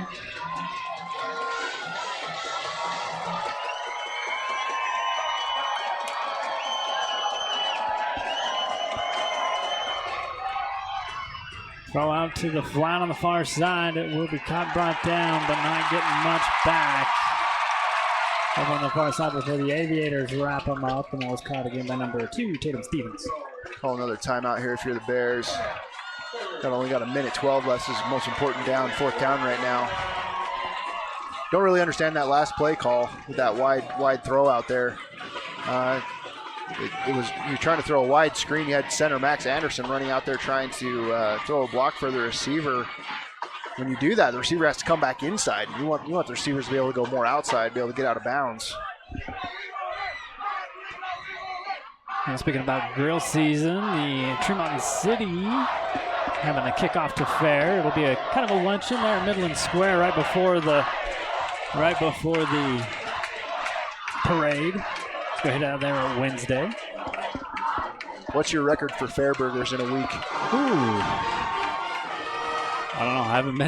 I haven't kept count.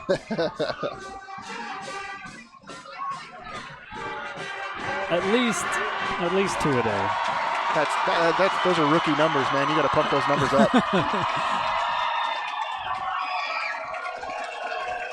Here we go. Ball game right here. To extend the game here for Bear River. Tyre with a throw, and it's going to go up and over. Going back over to Avery. Cedar Valley will take over on downs with 1 minute and 7 seconds left.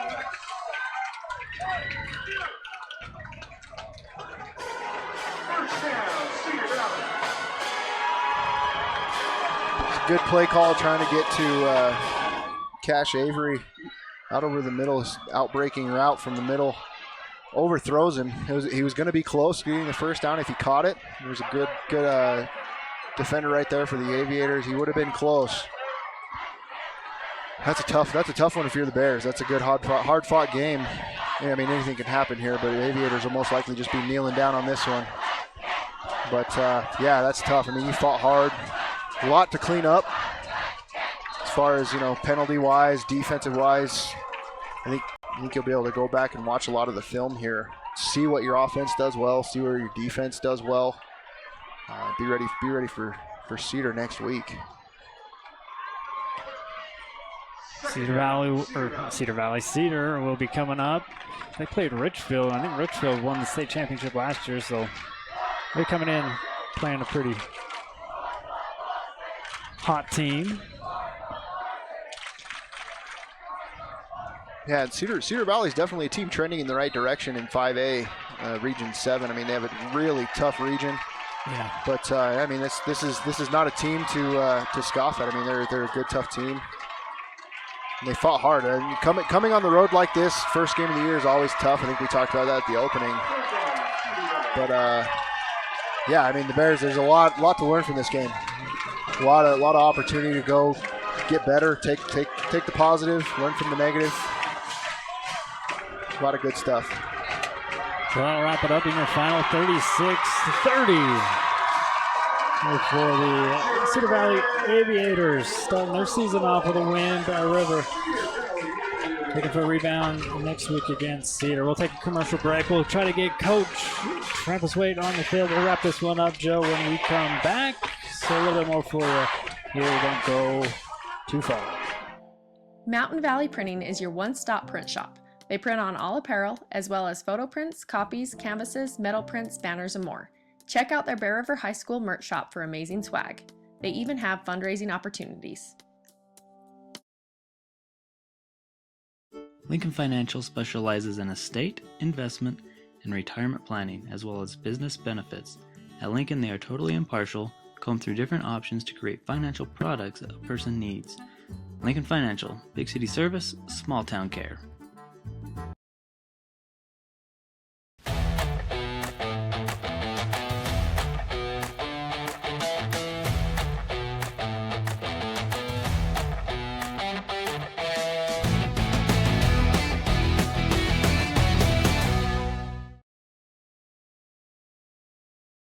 For all your embroidery and screen printing needs, whether for business or just for fun, stop by Cover Up in Tremont or Brigham. At Cover Up, yeah, we can do that.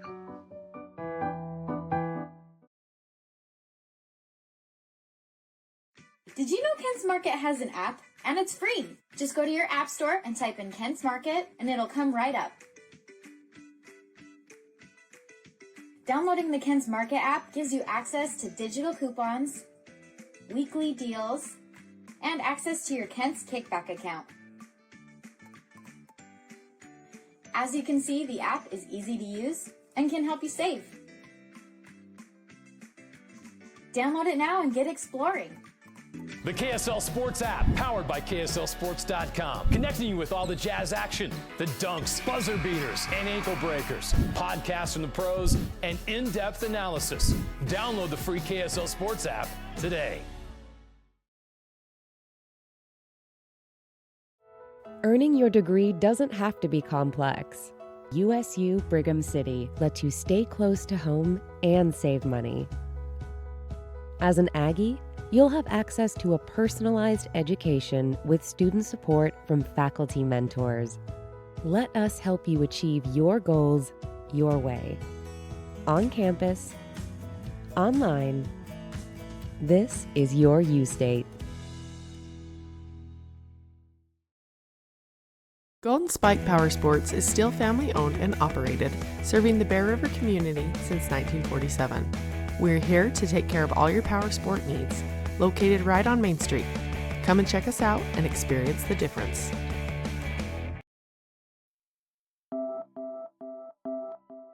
Dr. Todd Miller has expanded his team of medical professionals. Medical assistants, nurse practitioners, and estheticians at Miller Medical are ready to care for their clients with full services for family medical, pediatrics, beauty, and health. They also specialize in weight loss and hormone therapy. Miller Medical is now offering beauty and spa health treatments, as well as Botox. Most insurances are accepted, but a cash price discount is available. Let Miller Medical take care of all your healthcare needs.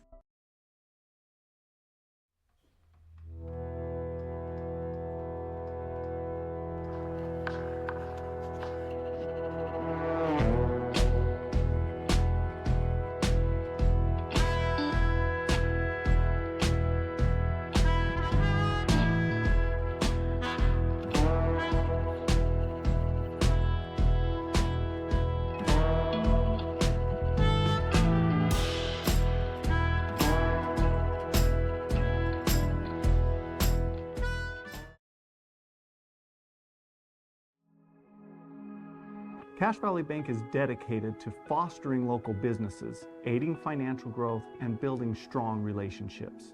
From personal to business banking, we are committed to helping you reach your financial goals. Cache Valley Bank, mountains await. Welcome back here to Cedar Valley High School. Bear River gonna fall on the season opener, home opener coming next week. 36-30 to Cedar Valley. We got Coach Trampus Wade on the field with Jessica. Go ahead and take it away. All right, Coach, you got your season opener, kind of a whiplash game, back and forth, lots of scoring. What was the good and bad of today? I thought it was a good test. Obviously, the back and forth game that early in the season, it really tests your guys and see, you see if you're going to battle in close games like that. And I thought we did. We got a lot of young guns that got a lot of good playing time. And so now we just got to learn from this opportunity and move on. It's week one and we showed a lot of good stuff. We showed a lot of bad stuff. So we got to learn from the bad stuff and capitalize on that good. So you mentioned you guys are really young. You lost a lot of key players last year. I know it's still early, but who are some of the people who are starting to stand out in your mind, or especially in this game? Yeah, no, I thought obviously the quarterback position is a big step right there and filling the shoes of Owen Olson. And I thought JT made some great plays and showed his strengths as an athlete, especially. Eli Brager is going to be a big one for us all year, and he made some amazing catches. And, like I said in preseason, I think we could spread the ball around to a lot of different guys, and we did. And defense, a couple penalties here and there, but we got a lot of guys that are flying around and making good plays, and they just played their very first varsity football game. So, I thought they all played well, and we had just too many mistakes to win the game. Tell me a little bit about that time management, because that was a lot, especially with some of these kids who've never played before in a varsity game. Tell us about that. The big focus at halftime was trying to get our defense off the field faster. They were on the field a lot tonight, and Cedar Valley, credit to them, they were putting long drives together. And so that was kind of our emphasis on offense, and we tried to even that out, and obviously that didn't quite happen the way we wanted it to, but it was interesting. I thought, credit to both teams. They both fought hard and controlled the ball and made some good plays. And so up next, you guys have Cedar City at home. What do you feel you got to do there to pull out that one? We got to learn from our mistakes. And so we're gonna watch the film. And I think in the past, the past couple teams, we kind of would have hung our head a little bit. I think this team is ready to take the next step and really learn from past mistakes and get it corrected. And like I said, those young guys are going to step up and make plays for us. And we're going to have another tough matchup, but a big emphasis in not losing at home. And so we got to make that a focus next week. All right, thanks, Coach. Unfortunately, you guys don't get the win, but hopefully lots of things learned so you'll be ready to go the rest of the season. Yep, a lot of football left. So. Thank you. Back to you. All right. Thanks, Coach, for taking the time, and that's brought to you by Change Share Sod Farms, chatting with the coach. What did you like? What you didn't like, Joe? Initially when you look at this, you'll look at the stat line. I'm sure Coach Wade will look at it as well. The first thing that's going to stand out is, 13 penalties for 167 yards.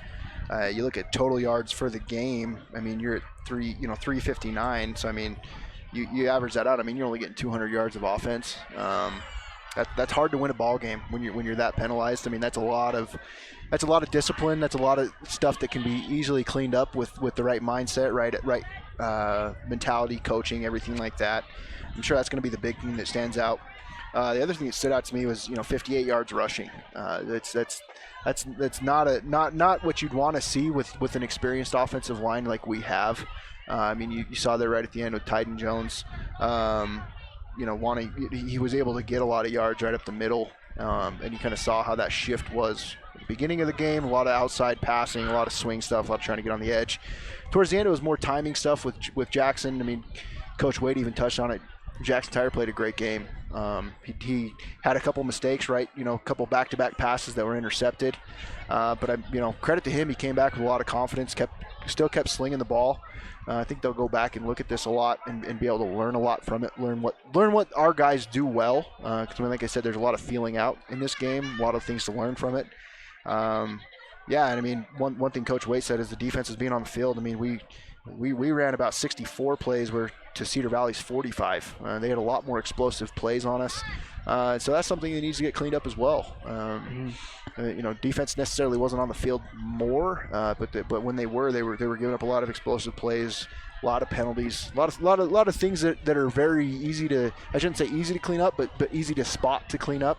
And so, yeah, it'll give them something really good to focus on and work on come practices next week. You kind of expect that. I mean, this is the first game of the season. You kind of expect a little bit of that, but probably not as much as what we saw tonight. Yeah. Penalties and big plays. It's hard to win football games when you have a lot of those going against you. But still, it came down to a close game. Yeah, I mean, credit to them. They battled. I mean, that's Coach Wade even touched on it. He wanted to see what his guys were going to do in a situation like this. So I mean, I'm never one for moral victories, but yeah, I mean, if you wanted to kind of see what your guys were made of and what they're going to come away with, I mean, you can come out of this game with a lot learned and send you on the right trajectory if things, if you treat it the right way and go about working the next week the right way. But yeah, I think there's a lot of things to work on, a lot of things to clean up defensively and offensively. So. Well, that'll wrap us up here. Again, your final 36-30 for Cedar Valley. Hope they do good throughout their season, because in the RPI, it all affects us, right? Yeah. I mean, and I mean, credit to Cedar Valley, all to them, to their coaching staff. They lost a lot of key players on offense, but the guys that needed to step up stepped up. I mean, you should feel good about where you're at the quarterback position with Cole Christian this entire year. Oh yeah. But they had their backup quarterback Landon Johnson, who's just a junior, come in and was just absolutely slinging it. You have your good tight end, your good receiver. They definitely have a good opportunity to do some damage in their region and do well and bring up their score in the RPI for sure. Probably more than they ever have in the past. So yeah, now that this game's over, we can wish them the best and hope they keep winning football games. So. And we'll wish them best, and we will thank these sponsors right here on your screen for making this production possible. I'd like to thank Joe for hopping on and escorting us through this game. Yeah, thanks for having me. It's been a lot of fun. I guess we'll see if you have me back. Oh, you'll be back.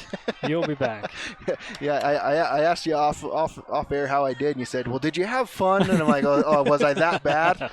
So no, I appreciate it. I hope it was a great time. I'm really looking forward to being able to talk up the Bears and looking forward to a good season. All right, we'll catch you at the next one, and we'll catch you at home for Cedar next week. If you can't make it out due to fair or anything else. Speaking of fair, we'll be broadcasting all the junior livestock shows as well. That'll be all on our website. We'll have the game, trying to get as much covered in the valley as possible, and it's all thanks to these sponsors right here on your screen. Have a good night, everybody, from Cedar Valley. Bears take the loss 36-30, and you've been watching it on Bear River Live.